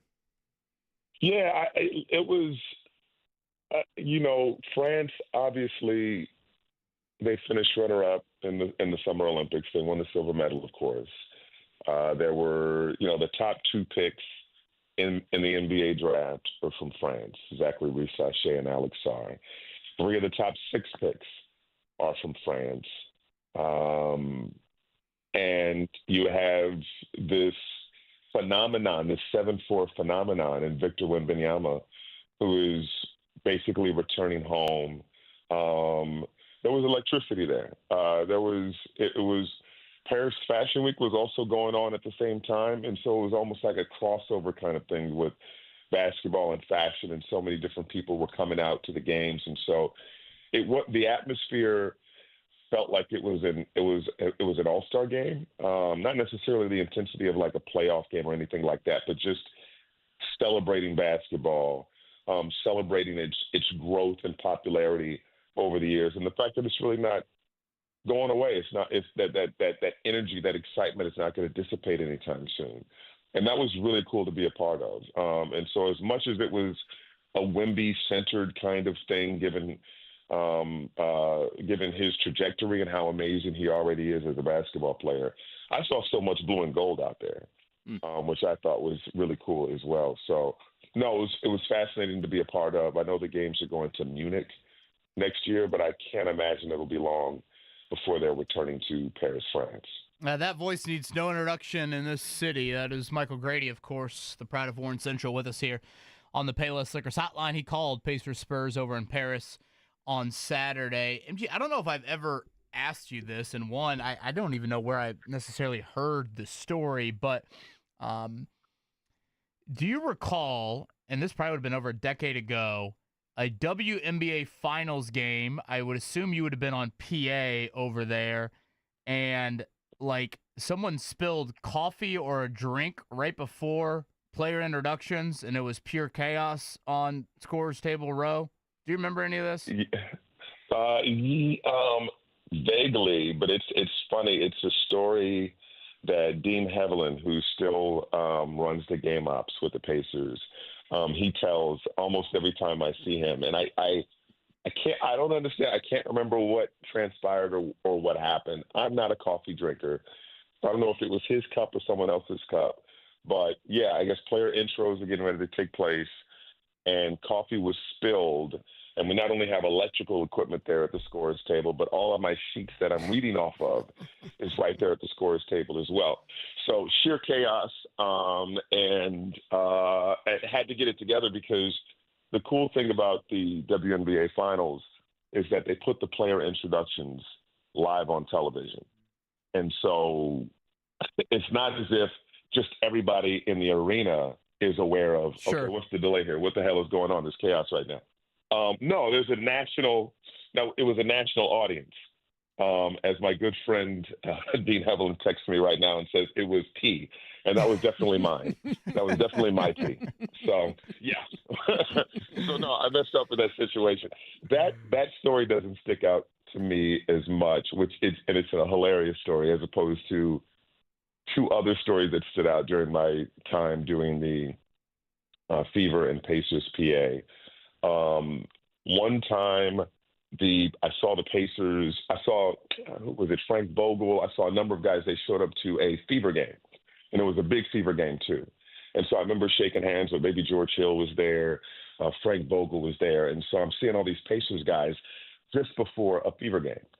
So the Fever are getting set to come out, and there's this big moment where you announce the team coming onto the floor, and I announced them as the Indiana Pacers. and it's not just, you don't just say, hey, it's the Indiana Pacers. No, it's this big Indiana, and then you have to hold it for a while. And I go, pet. And at that point, I didn't stop myself and correct it and say Fever. I just went with it.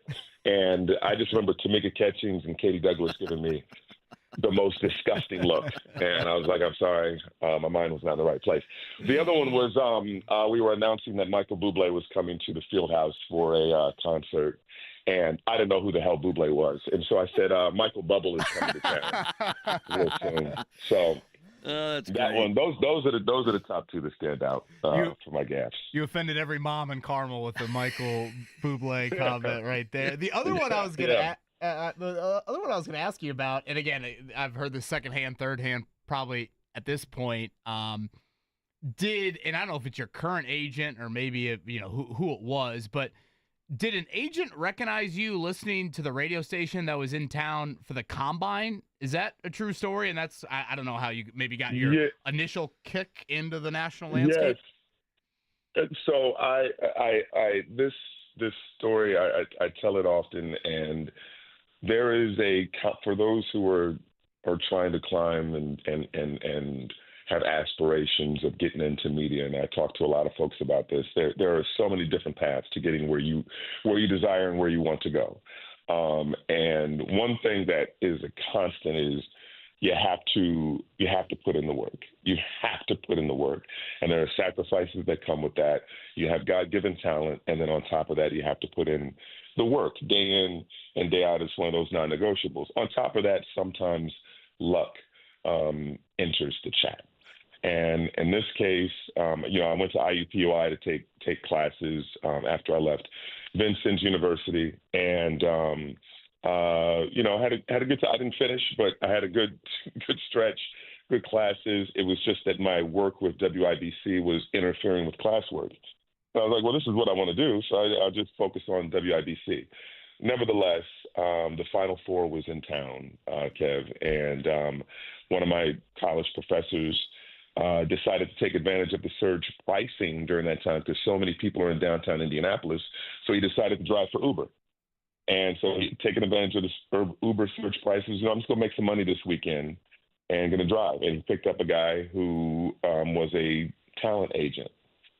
And they struck up a conversation. Now, had this been me getting in the car, I actually like silence.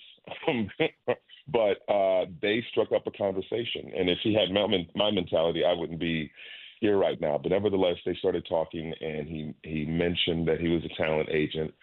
And my former college professor said, well, I don't know if this young man has representation, but you need to look into Michael Grady. He's doing radio here. He's doing TV. He's doing a bunch of things. You should look into him. Huh. And sure enough, he looked into it and sent me an email. And at that particular time, I